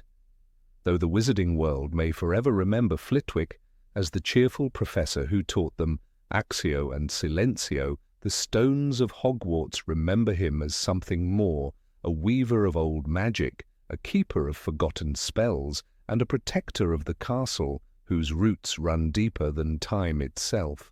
Number 24 calmed a rampaging Christmas tree with charm work. The Great Hall of Hogwarts had seen many things: floating pumpkins on Halloween, goblets of fire in Triwizard Years, and endless rows of bewitched ceiling candles gently flickering above enchanted feasts. But it was during the final week of term, when the snow whispered against the windows and the sky above turned velvet blue, that Hogwarts revealed one of its most cherished transformations: Christmas. It was the time when Hagrid, with a hearty laugh and frosty beard, would march through the front doors with pine needles in his hair and the largest Christmas trees in Britain slung over his shoulder like a trophy. And in one particularly memorable year, a year when Fred and George were still second years and Ginny was not yet a student, Hagrid brought in a tree that refused to be festive. Professor Phileas Flitwick, the tiny but formidable charms master, had just been arranging silver icicles above the Ravenclaw table when a commotion near the entrance of the Great Hall drew everyone's attention. The doors had been flung open with a dramatic bang, letting in a swirl of snow and an extremely disgruntled pine tree. "Watch out!" roared Hagrid, though he seemed more amused than concerned. The tree, a towering, monstrous specimen, with needles as sharp as dragon claws, was thrashing its branches like a kelpie out of water. Students shrieked as ornaments were flung across the hall like projectiles. Gilderoy Lockhart, ever eager to make himself useful and seen, raised his wand, only to be promptly smacked in the face with a flailing garland and knocked onto his well-groomed backside. The tree wasn't enchanted in the usual way, that much was clear. Hagrid had muttered something about accidentally dragging it through a bog near the Forbidden Forest, and it might have picked up some niffler mischief on the way. Whatever had happened, the result was the same. A wild, irritable, holiday-hating conifer wreaking havoc in one of the most sacred spaces of the castle. It was then that Professor Flitwick stepped forward. Not many people noticed him at first. He was barely taller than the bench beside him, but when he flicked his wand with surgical precision and murmured a spell that sounded like liquid silk, the air itself seemed to pause in reverence. "Calma Frondis," he whispered, his voice soft but resonant with command. The tree froze for half a heartbeat and then redoubled its chaos. With an audible sigh, Flitwick adjusted his robes, glanced skyward at the bewitched ceiling, and with a surprisingly swift movement, leapt onto the Gryffindor table. A shocked, Seamus Finnegan barely had time to move his mashed potatoes. "Professor?" came Hermione's nervous voice from a few rows down. She clutched Crookshanks to her chest like a furry shield. Flitwick raised one finger, a silent call for patience. Then, with an elegant motion, he traced a circle in the air and incanted, "Somniferum Dendros." The spell radiated outward like rings on a pond, catching the tree mid-thrash. A humming lullaby seemed to fill the hall, like the distant song of a music box, and the tree's violent movements slowed. Its upper branches drooped, then sagged, and finally slumped, as if the entire tree had suddenly remembered it was, in fact, just a tree. The silence that followed was profound. And then, from somewhere near the Slytherin table, came a cautious applause. It grew louder and louder still, until the entire hall erupted in cheers. Even Snape raised an eyebrow in acknowledgement.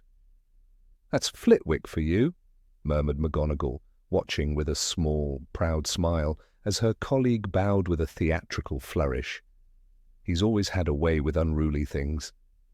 Flitwick straightened his robes again, adjusted his spectacles, and murmured to no one in particular, every year the same madness. The students burst into laughter. Later, in the staff room, over a mug of steaming cinnamon tea, Flitwick recounted the tale to a slightly singed Professor Sprout. "It had the aura of a bog sprite," he explained, "or perhaps a poltergeist's residue. Hagrid really must be more careful." "And what spell did you use?" asked Sprout, her eyes wide with curiosity. "An old calming charm I developed for my fourth-year charms club," he replied. "It works wonders on Peeves when he's tangled in bell ropes." It was not the first time Flitwick had rescued the holidays. In fact, many students had begun to view him as a kind of Christmas guardian. He was the one who charmed the ceiling to snow indoors without making a single robe damp. He made sure the pudding exploded with harmless sparkles and not something more sinister. He enchanted the suits of armor to sing carols in proper tune and corrected their Latin when they got it wrong. This particular tree, however, became legend. First years spoke of it in hushed tones. "Did you know," whispered a Hufflepuff girl in the library weeks later, "that the tree grew legs and started chasing Malfoy around the hall?" "Rubbish," snorted a Ravenclaw boy. "It sprouted eyes and tried to hypnotize Ron Weasley." None of it was true, but Flitwick didn't mind. Let them embellish, he thought. Christmas is all about wonder. Years later, when Harry returned to Hogwarts as a guest speaker for Defense Against the Dark Arts, he shared the tale with his own children. "I'll never forget that tree," he laughed.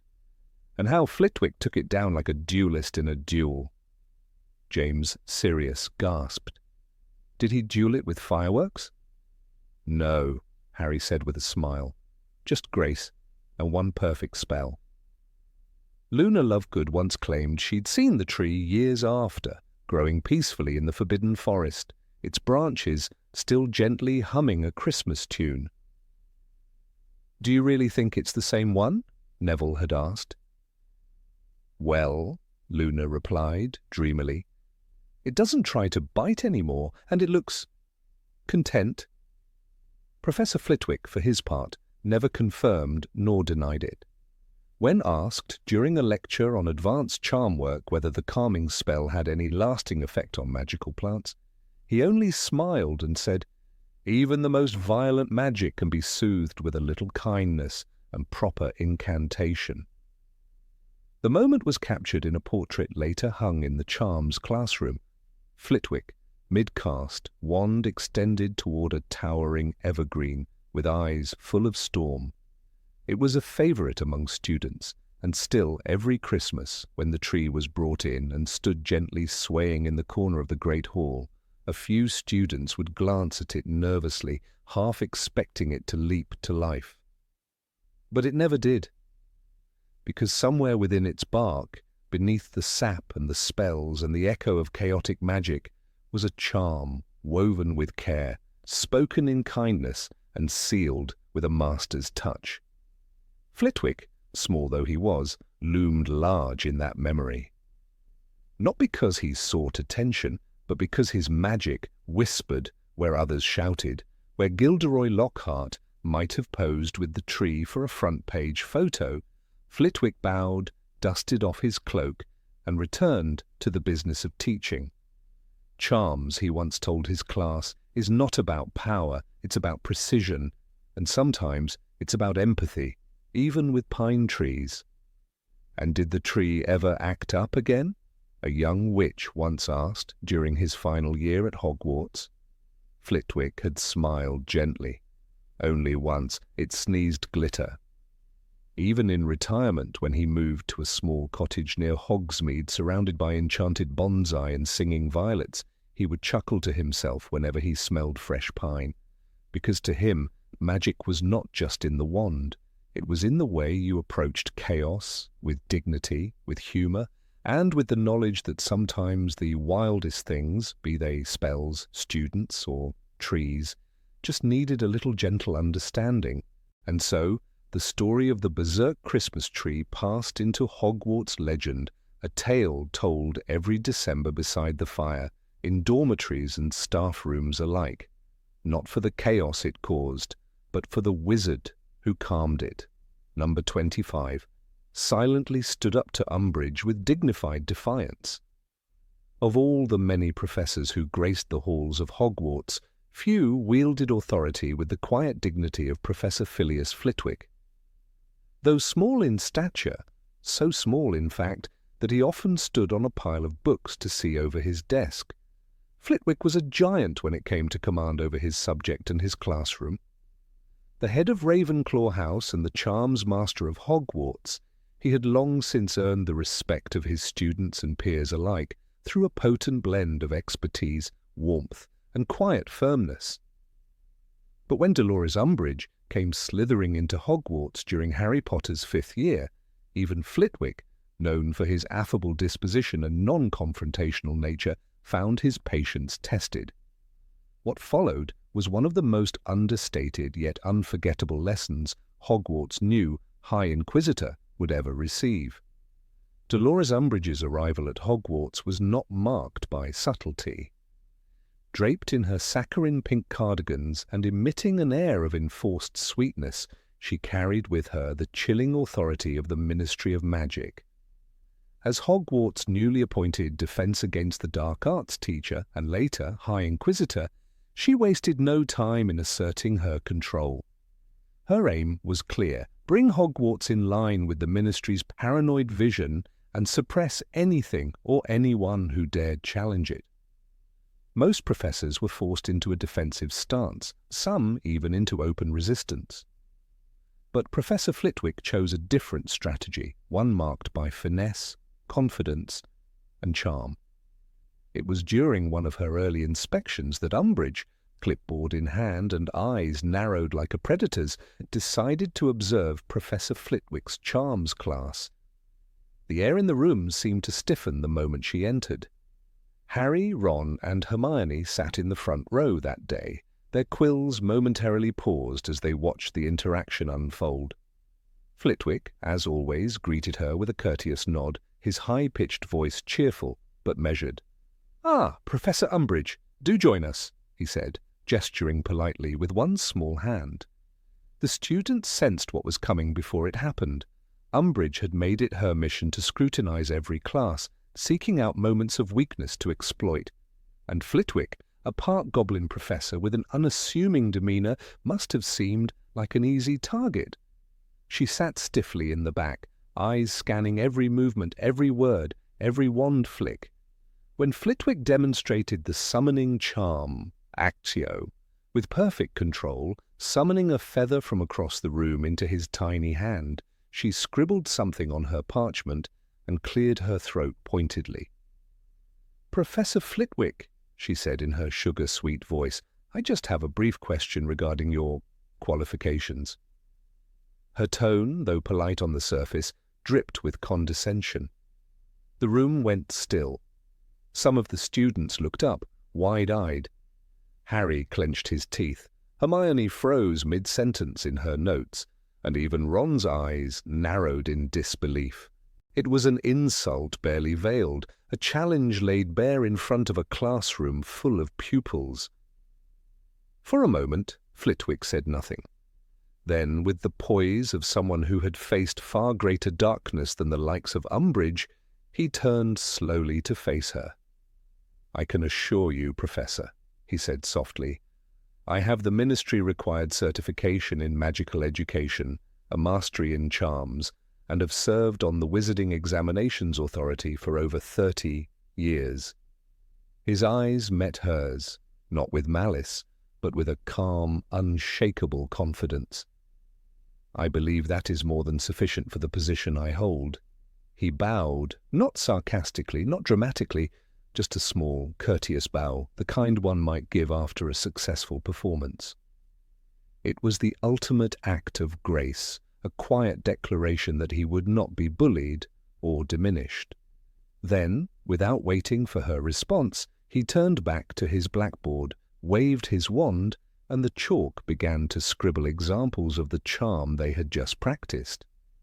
"Now, if we return to our lesson," he said, his voice smooth and unbothered. It was a moment the students would not soon forget. Umbridge, caught in her own snare, blinked rapidly, but said nothing. She made a note. What it was, no one knew, but she did not speak for the rest of the lesson. Flitwick had defeated her not with anger or rebellion, but with dignity. It was a duel of a different kind, no wands drawn, but one she had clearly lost. Hermione would later whisper to Harry, "Did you see her face? She wasn't expecting that." And Harry nodded. "Yeah," he said with admiration. "That's how you handle someone like her." Even Fred and George, known for their more explosive brand of resistance, spoke of Flitwick's maneuver with a kind of reverence. "Didn't raise his voice," George said later in the common room. "Didn't need to." Flitwick had always been underestimated. Being small, cheerful, and soft-spoken often earned him the mistaken identity of someone meek. But behind that genial smile was a man who had once been a dueling champion, a professor of immense magical skill, and someone who could bring even the most complex charm to life with a flick of his wand. He did not need to yell nor rebel in the way others did.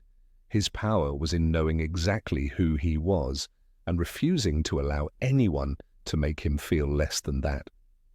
Umbridge would go on to torment other professors with greater aggression. She insulted Professor Trelawney, eventually driving her to tears. She tried to corner McGonagall with her interrogation tactics, only to be met with an icy wall of Scottish resolve. But with Flitwick she hit a wall of silk-wrapped steel. He would not rise to her bait. He would not entertain her pettiness. He had already earned his place, and he did not need her approval to validate it. In the book Harry Potter and the Order of the Phoenix, the moment is delivered with Rowling's signature subtlety.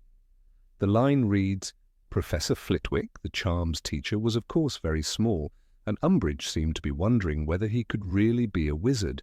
Hey, but the true blow comes when Flitwick responds, 'I do, however, have all the necessary qualifications to teach,' he said, and he bowed so low his nose was barely an inch from the carpet, then hopped back onto his chair and continued the lesson."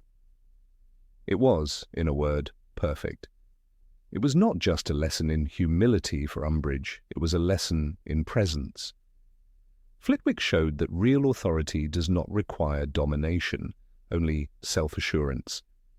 He did not need to threaten or scold. His mere existence, his unwavering dignity, was protest enough. And in that moment, Umbridge learned that even the smallest professor could command a classroom and a confrontation with elegance. In the following days, she avoided returning to his class for another inspection. Students noticed. "Guess she didn't fancy another reminder that not everyone's afraid of her," Lee Jordan quipped. Even the portraits lining the charms corridor seemed to grin a little wider after that day. Professor Flitwick's quiet stand had not just deflected Umbridge, it had uplifted the spirits of everyone who witnessed it. For Harry and his friends, who were constantly battling Umbridge's oppression both in and out of class, that small act was a beacon.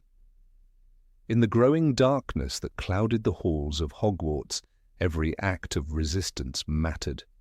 Some, like Dumbledore's army, were loud and organized. Others, like Flitwick's, were single moments of quiet defiance. But they all added up to something powerful, a refusal to surrender. It is easy to cheer for the fighters who roar in the face of tyranny, but sometimes the greatest strength lies in stillness, in grace, in a polite bow that says, "I know who I am and you cannot shake me." That was the lesson Professor Flitwick taught Dolores Umbridge, and though she may not have shown it in the moment, she never forgot it. The encounter never became a headline in the Daily Prophet. It was not the kind of rebellion that made noise in the corridors, but it echoed in the hearts of students long after Umbridge had been driven from the castle. For when they spoke of courage, they didn't only mention those who fought with wands blazing, they also remembered the charms professor who refused to be small. And in that, Professor Flitwick did not merely teach a charm, he taught character. He reminded every student in that room that strength comes in many forms, and sometimes it's quiet, it's polite, it bows, but it is also unbreakable. Number 26 made jokes even during wartime preparations. When darkness clouded the skies over Hogwarts and whispers of death clung to the stone walls like ivy, there was still laughter in the air, soft, rare and precious. And often that laughter came from none other than Professor Phileas Flitwick, the tiny charms master, whose voice, though high-pitched and delicate, could still ring through a hall heavy with dread. War does not stop for humour, but Flitwick, it seemed, had found a way to slip jokes past death itself. During the build-up to the Battle of Hogwarts, when every portrait in the castle bore grim expressions and even Peeves seemed subdued, Flitwick was still himself. And not in defiance of the war, but perhaps because of it. He understood with the precision of a spellmaster that a well-timed laugh could be as powerful as a Protego Maxima.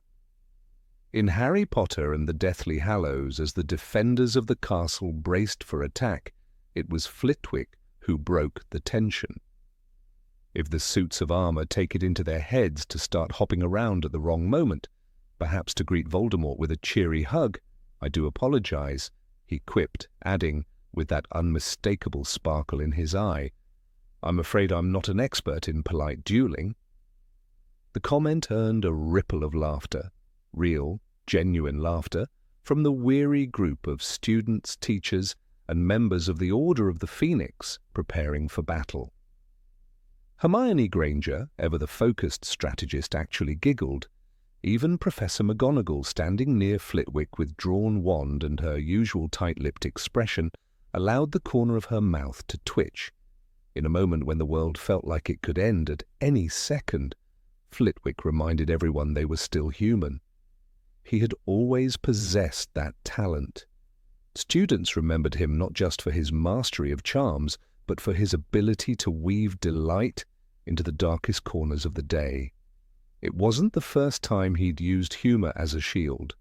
During Umbridge's reign of terror in Harry's 5th year, while others tiptoed around the High Inquisitor's pink tyranny, Flitwick once pretended to drop his wand under the table just to avoid answering one of her inspections. When she finally gave up, he popped up and said, "My apologies, I seem to have misplaced my compliance." It had made Seamus Finnegan choke on his tea, but during the war the stakes were higher, the shadows deeper. The castle was under threat. Voldemort's forces were coming, and yet Flitwick remained a flickering light. His approach to the defence of Hogwarts was methodical, runes etched into walls, enchantments woven over doorways, and ancient charms summoned from dusty scrolls, but always, always with a glint of mischief. "I may be small, but I pack a mean shield charm," he told Dean Thomas the night before the final battle, patting the boy on the shoulder. "You just worry about ducking behind me when the spells start flying." It's easy to underestimate the power of joy in wartime, but Flitwick never did. He knew fear lived best in silence, in solemn faces and bowed heads. His laughter was a rebellion. His jokes were quiet acts of resistance. He turned tension into amusement, anxiety into giggles, fear into something fragile enough to laugh at. And yet behind the levity there was steel. For those who knew him well, Flitwick's humour was not born of frivolity. It was forged from decades of discipline and dueling. A former champion duelist in his youth, he had crossed wands with some of the best in the wizarding world. His small stature had often fooled opponents into thinking him an easy target. They learned quickly that underestimating Professor Flitwick was a mistake that left scorch marks on the floor and bruised egos in its wake. When Voldemort demanded Harry Potter be handed over and the final stand began, Flitwick did not joke, but even then, as he took his place beside McGonagall and Kingsley, defending the battlements, there was a warmth in his presence that others drew strength from. He cast a mass protego horribilis over the school with a flick of his wand and a grunt of effort, his tiny frame barely trembling. "I should have stretched first," he muttered, earning a smile from Padma Patil nearby. His spell work during the battle was extraordinary.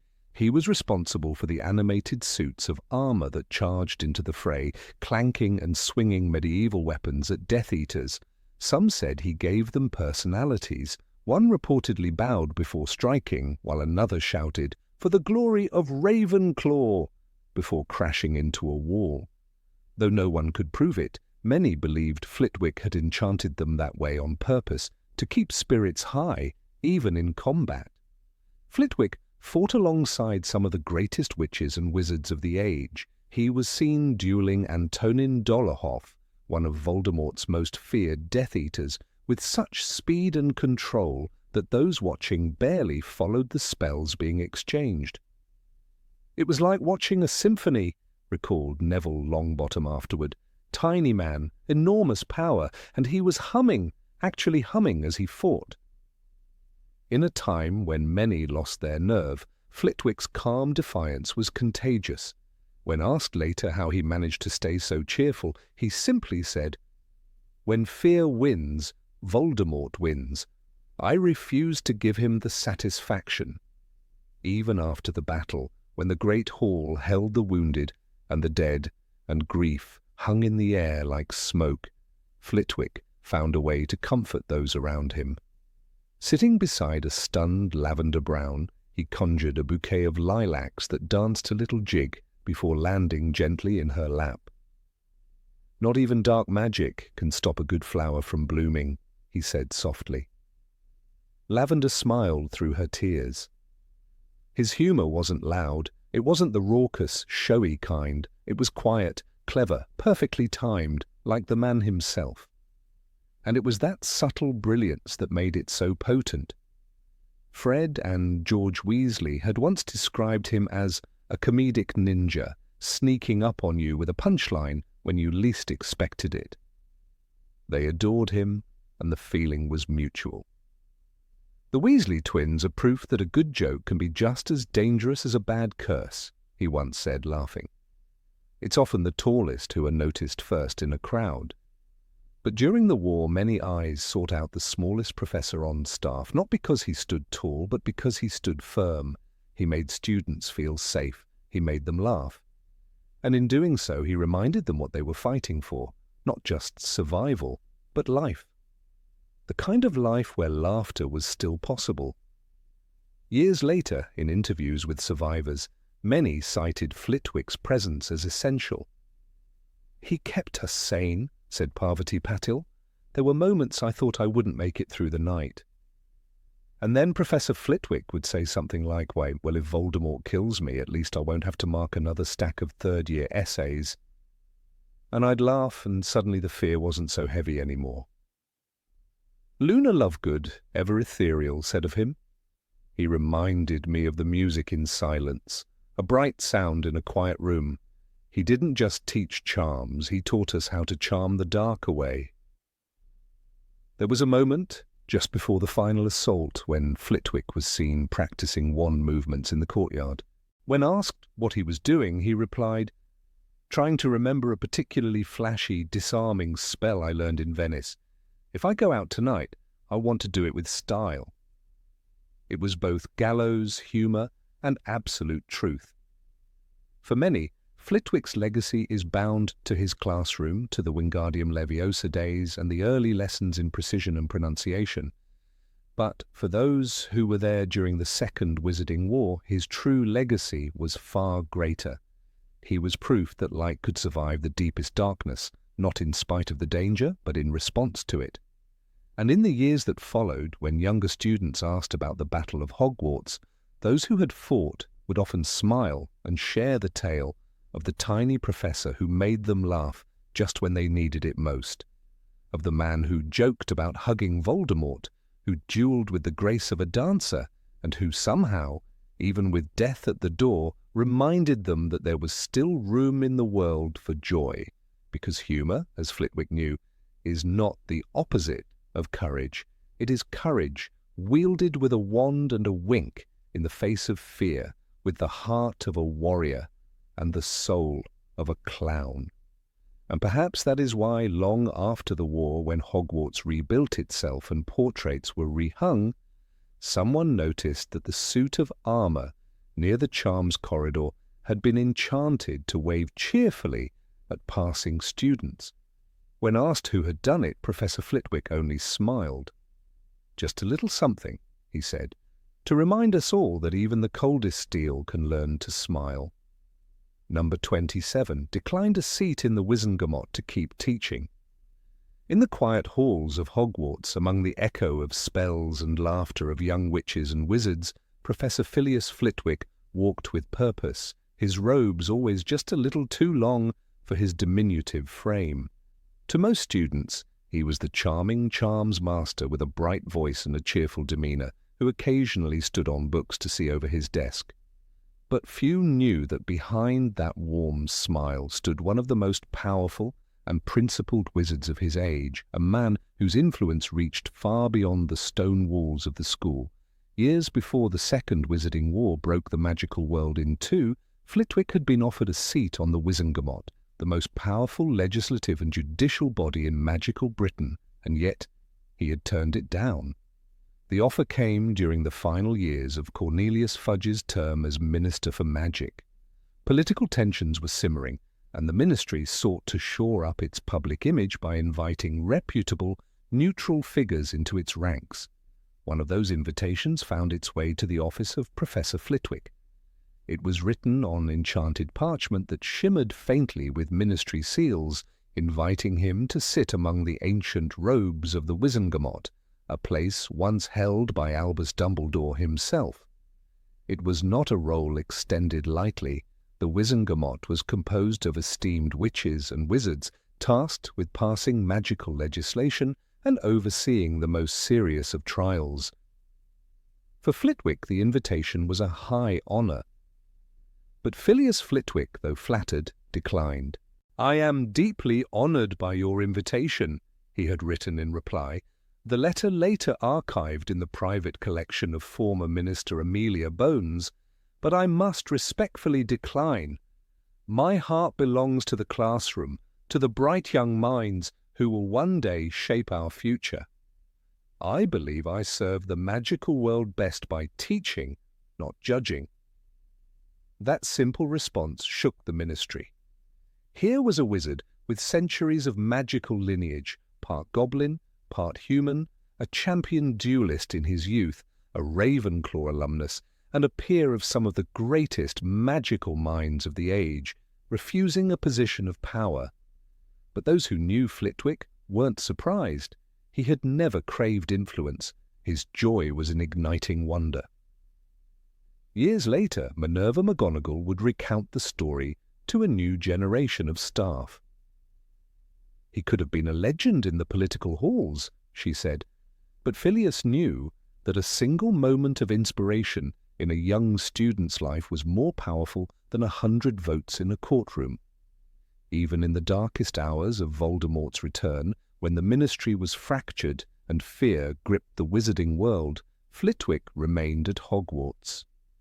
He was not blind to the threat. Indeed, he was one of the castle's fiercest defenders during the Battle of Hogwarts, but he always saw education as the truest defence against tyranny. "The mind," he once told a young Neville Longbottom, "is the best weapon against fear." His decision to reject the Wizengamot seat had consequences. In political circles there were whispers. Some saw it as an insult, a rejection of civic duty. Dolores Umbridge, for one, never missed an opportunity to note Flitwick's lack of loyalty to the ministry. But others, like Kingsley Shacklebolt, saw it differently. Flitwick's refusal, he said once in an interview with the Daily Prophet, was the loudest kind of statement. He reminded us that influence isn't always found in the places we expect. There is a small portrait in the headmaster's office at Hogwarts, near the larger ones of Dumbledore and Phineas Nigellus Black. It depicts Flitwick mid-lecture, wand in hand, sparks flying from his fingertips. The portrait smiles when addressed, and sometimes, if asked about the Wizengamot, it chuckles and replies, "No, thank you, too many long meetings and not enough learning." The irony is that in refusing a seat at the highest table of magical law, Flitwick became a moral compass for the wizarding world. His refusal wasn't rooted in arrogance or disdain, but in clarity of purpose. He knew where he belonged. Phileas had once been a dueling champion, celebrated across Europe. He had stood wand-to-wand with the best of his generation, including formidable figures like Bartemius Crouch Sr. and even a young Alastor Moody. He had been offered posts in magical universities, received invitations to speak at international conferences. Yet he always returned to the same ancient classroom at Hogwarts, to the scratched desks and ink-stained robes of eager students. During a rare interview in Witch Weekly, Flitwick was asked if he regretted turning down the Wizengamot role. He shook his head, smiling gently. "When you teach someone how to levitate a feather or cast their first Patronus," he said, "you're not just teaching a spell, you're showing them what they're capable of. That's more powerful than any court ruling." Indeed, many of Flitwick's students went on to shape the world. Hermione Granger, a student he admired greatly, once wrote in her memoir, Wand and Quill, that Flitwick's classes were the first time I understood how joy and discipline could coexist in magic. She would later become Minister for Magic herself, a choice Flitwick applauded with a proud clap and a few tears in his eyes. Harry Potter, too, remembered Flitwick with affection. "He was never loud," Harry said once, "but you always knew he was watching, guiding, believing in you. That's the kind of power we forget exists." Even Severus Snape, in his scornful way, once acknowledged Flitwick's influence.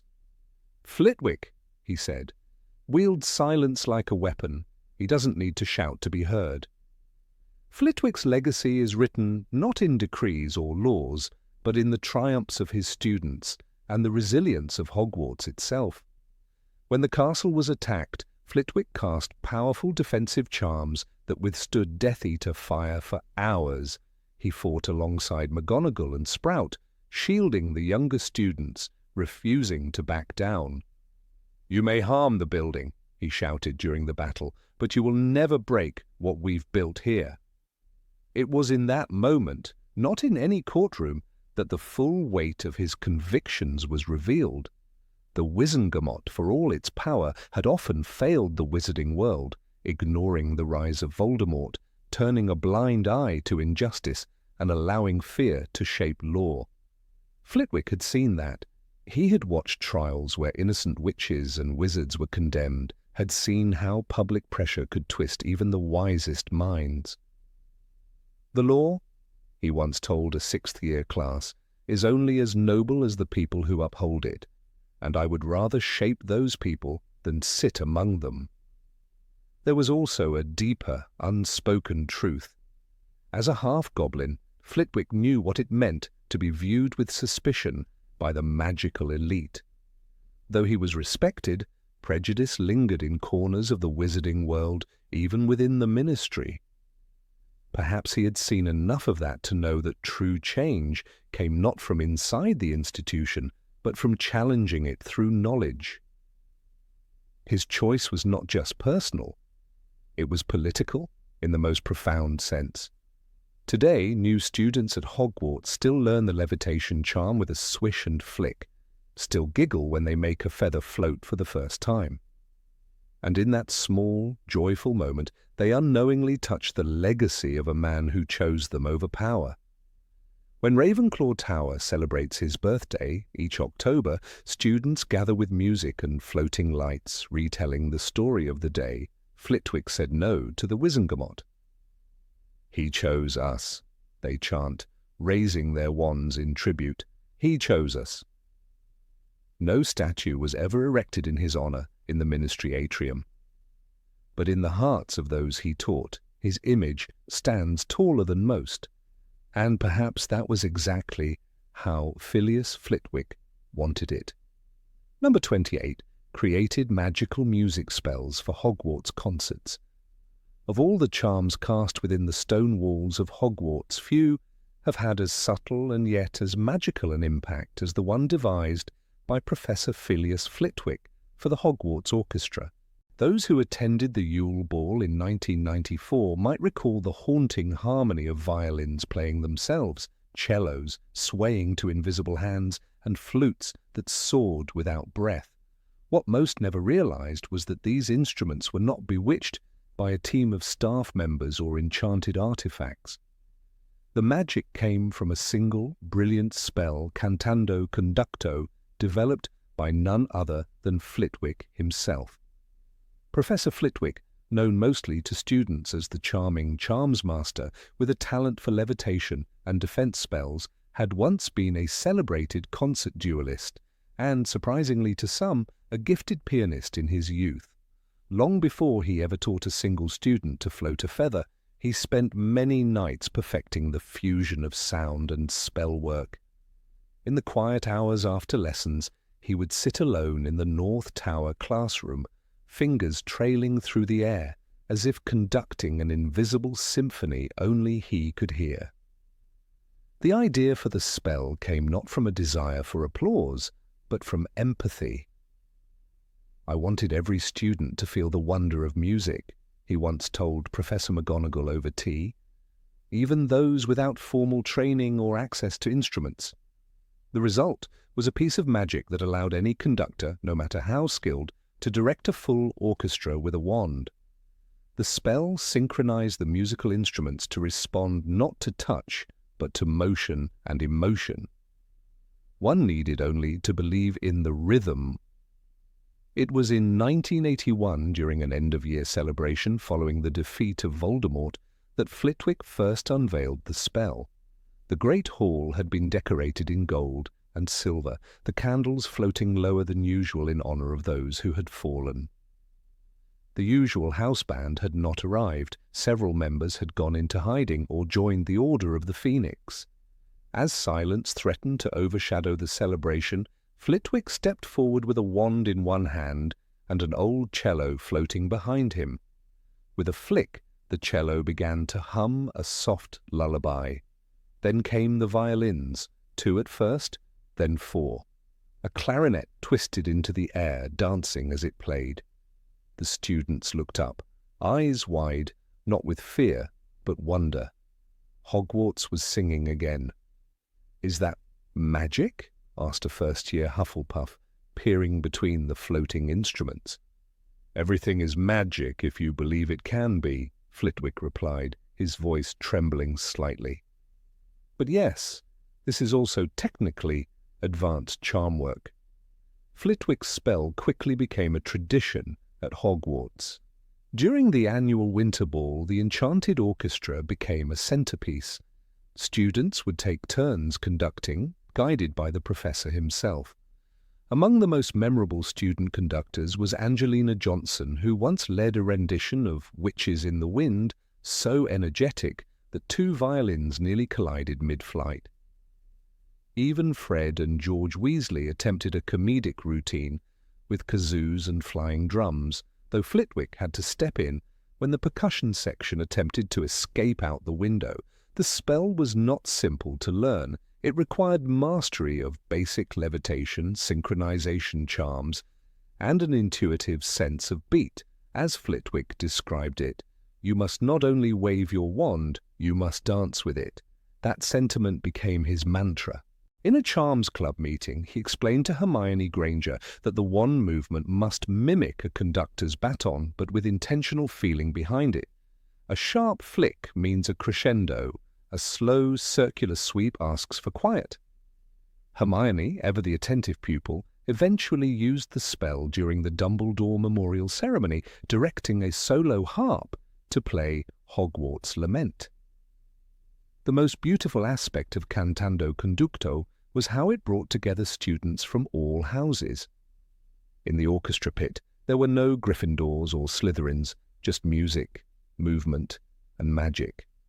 Luna Lovegood was once seen drifting through the aisles of the Great Hall, her hands rising gently as a flute trilled in time. "I'm not playing it," she told Neville Longbottom. "It's playing me." That was the essence of Flitwick's spell. It was never about control. It was about connection.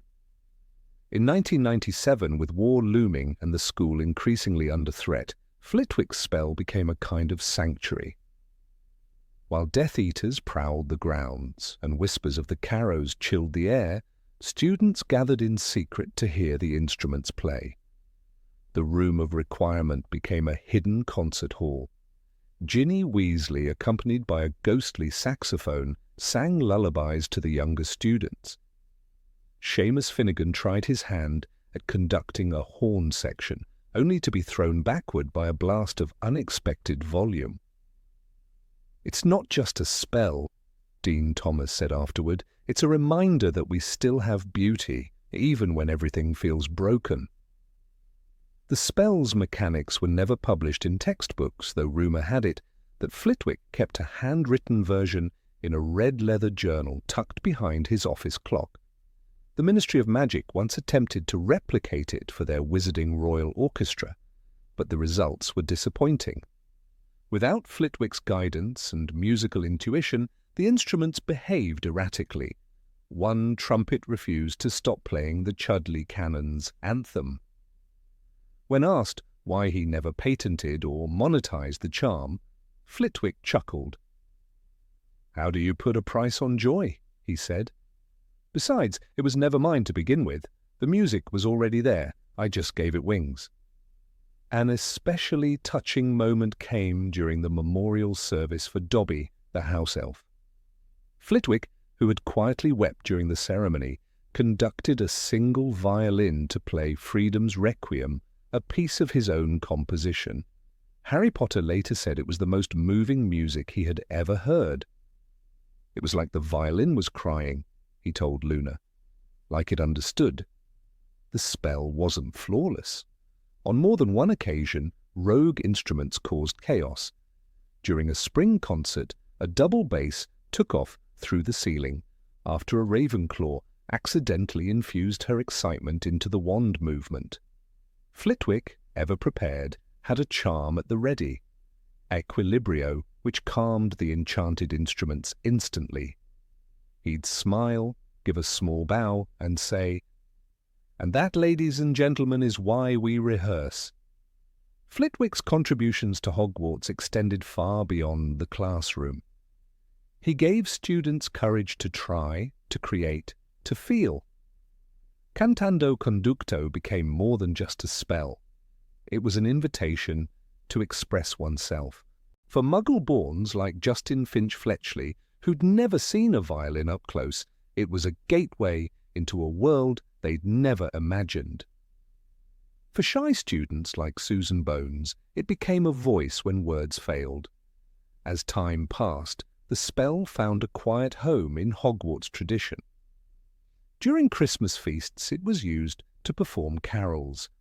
At graduation, it played the school anthem, and each year, on Flitwick's birthday, the enchanted instruments gathered themselves and performed a piece from Tchaikovsky's Nutcracker, which had always been one of his favourites. No one admitted to casting the spell. Perhaps the instruments remembered.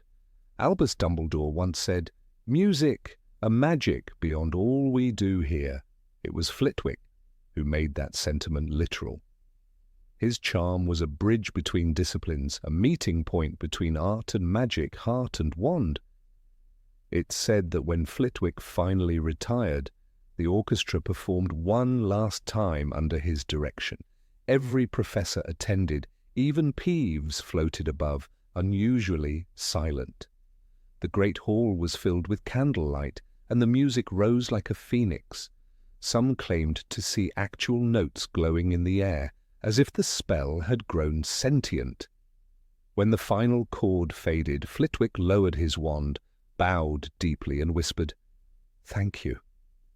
To this day, Hogwarts students who find their way into the hidden archive room behind the tapestry of Barnabas, the balmy might stumble upon a set of instruments, gently floating in place, waiting.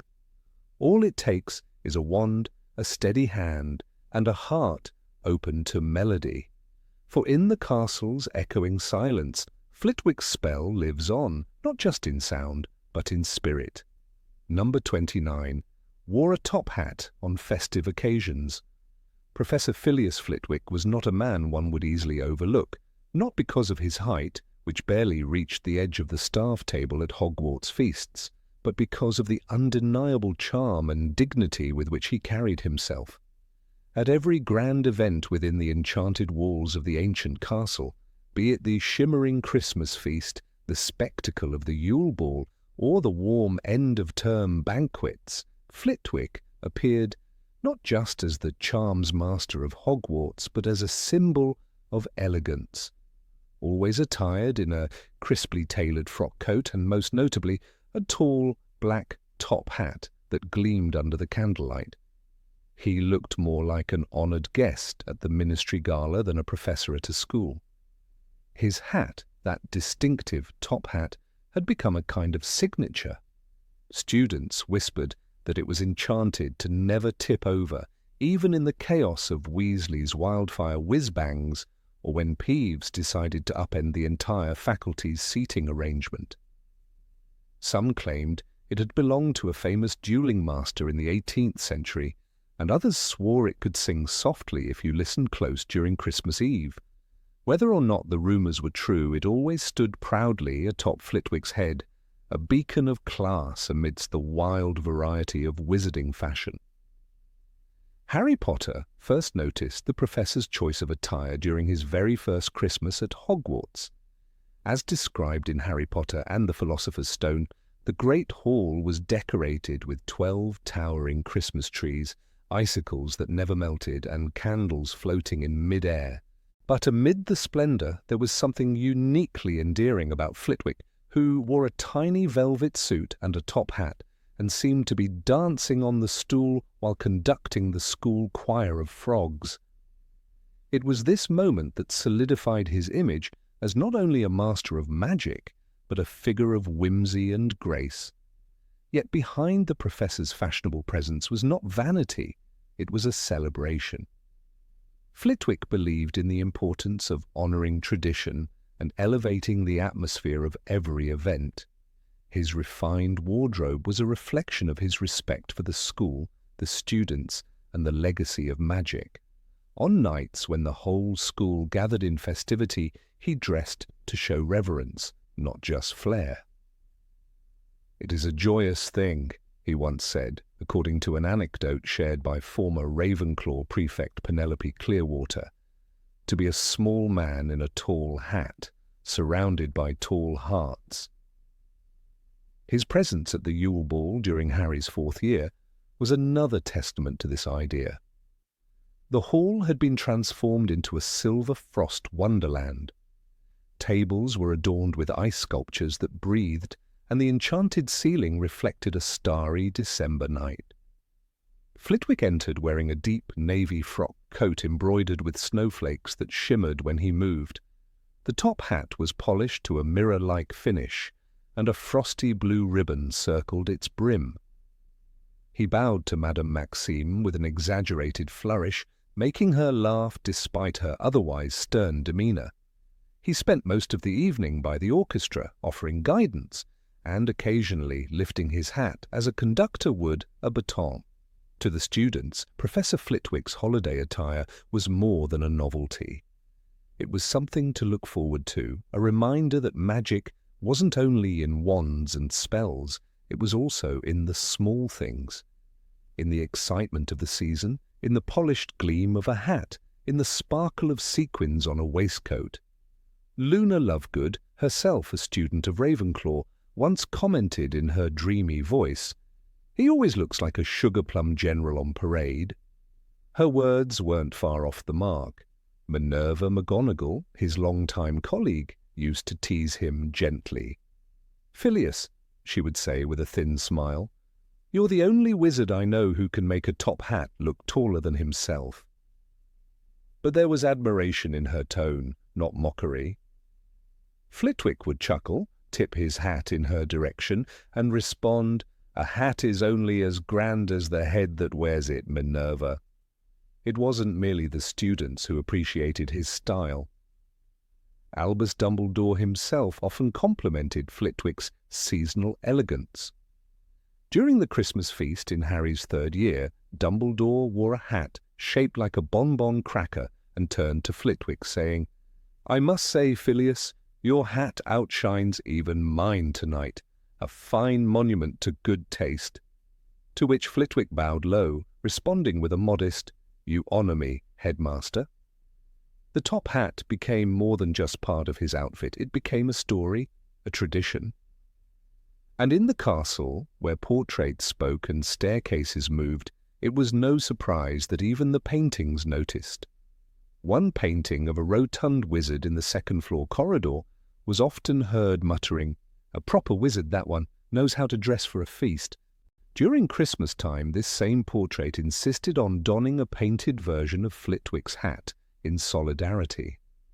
Beyond the visual charm, Flitwick's outfit also symbolized something deeply important to the culture of Hogwarts: joy, celebration, and the importance of personal expression.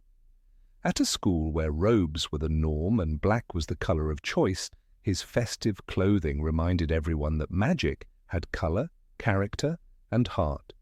He was proof that a wizard could be both disciplined and delightful. It is also important to note that Professor Flitwick's attire did not take away from his reputation as one of the most powerful and skilled wizards of his generation. As the former dueling champion of Britain and a master of charms, he could disarm, levitate, and protect with breathtaking finesse. It was he who taught Harry and his classmates the spell Wingardium Leviosa, and insisted, quite rightly, that it was Leviosa, not Leviosa. Students respected him deeply, not just for his brilliance, but for the twinkle in his eye and the polish on his shoes. In the dark times, when the threat of Voldemort loomed heavily over the school, even then Flitwick did not abandon his traditions. During Christmas of Harry's 6th year, though the mood was sombre and the halls less crowded, Flitwick arrived at the feast wearing his customary attire. The top hat was blacker than ink, with a silver snowflake brooch pinned at its base. That night it wasn't about celebration, it was about resilience, a signal that even in times of fear there was still beauty to uphold. One evening, while speaking to a group of 5th years in the Charms corridor, he confided that his first top hat had been a gift from his great-grandfather, a spellwright who specialized in musical charms. He believed, Flitwick explained, that the way we present ourselves to the world reflects the way we shape our spells. If we are careless in appearance, our magic may follow. It was a lesson more profound than many realized. The students came to cherish these moments. Every Halloween, Christmas, and year-end feast became a little more magical because they waited to see what Professor Flitwick would wear. Some even placed friendly bets on what colour his cravat would be. One year he wore a waistcoat enchanted with tiny stars that moved slowly, drifting like constellations. It took a 5th year Hufflepuff 15 minutes to stop staring and start eating. Even the house elves of Hogwarts, notoriously indifferent to wizarding fashion, took note. Winky, once employed in the kitchens, reportedly remarked, "Professor Flitwick be wearing hats better than old Master Crouch." Coming from a house elf, that was high praise indeed. During the Battle of Hogwarts, of course, the top hat was nowhere to be seen. Flitwick wore dueling robes and a grim expression, standing shoulder to shoulder with giants like Kingsley Shacklebolt and Minerva McGonagall. But when the battle ended and Hogwarts began its slow healing, students were relieved to see him don the hat again for the first celebratory meal after the war. It was slightly battered, but still tall, still shining. He entered the Great Hall to applause that wasn't just for his bravery, but for the return of something precious. A little reminder that joy had returned. Later, when he began to reduce his teaching hours and took on a more advisory role at Hogwarts, the hat remained. Visitors to the school noted that at every Founders' Day celebration, Flitwick appeared just as he always had, dignified, radiant, and dressed in his ceremonial best. Rumours whispered through the corridors that the hat was now enchanted to respond to the school's emotions, glowing faintly gold when joy was strongest among the students.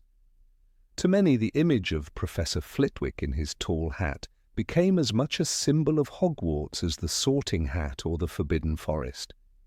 His was the magic of elegance, of consistency, of delight in details. In a world often overshadowed by darkness, he reminded everyone of the gentle power of presentation and celebration. He once told Padma Patil, after she had hesitated to wear a beaded headpiece to the Yule Ball for fear of ridicule, "Style is a form of magic, Miss Patil. If it brings light to others, it is the finest magic there is." So when students look back on their time at Hogwarts, amidst memories of Quidditch matches, transfiguration lessons and midnight escapades, they often recall the smallest professor with the tallest hat, a figure who taught them that there was dignity in tradition, beauty in joy, and power in a well-worn hat.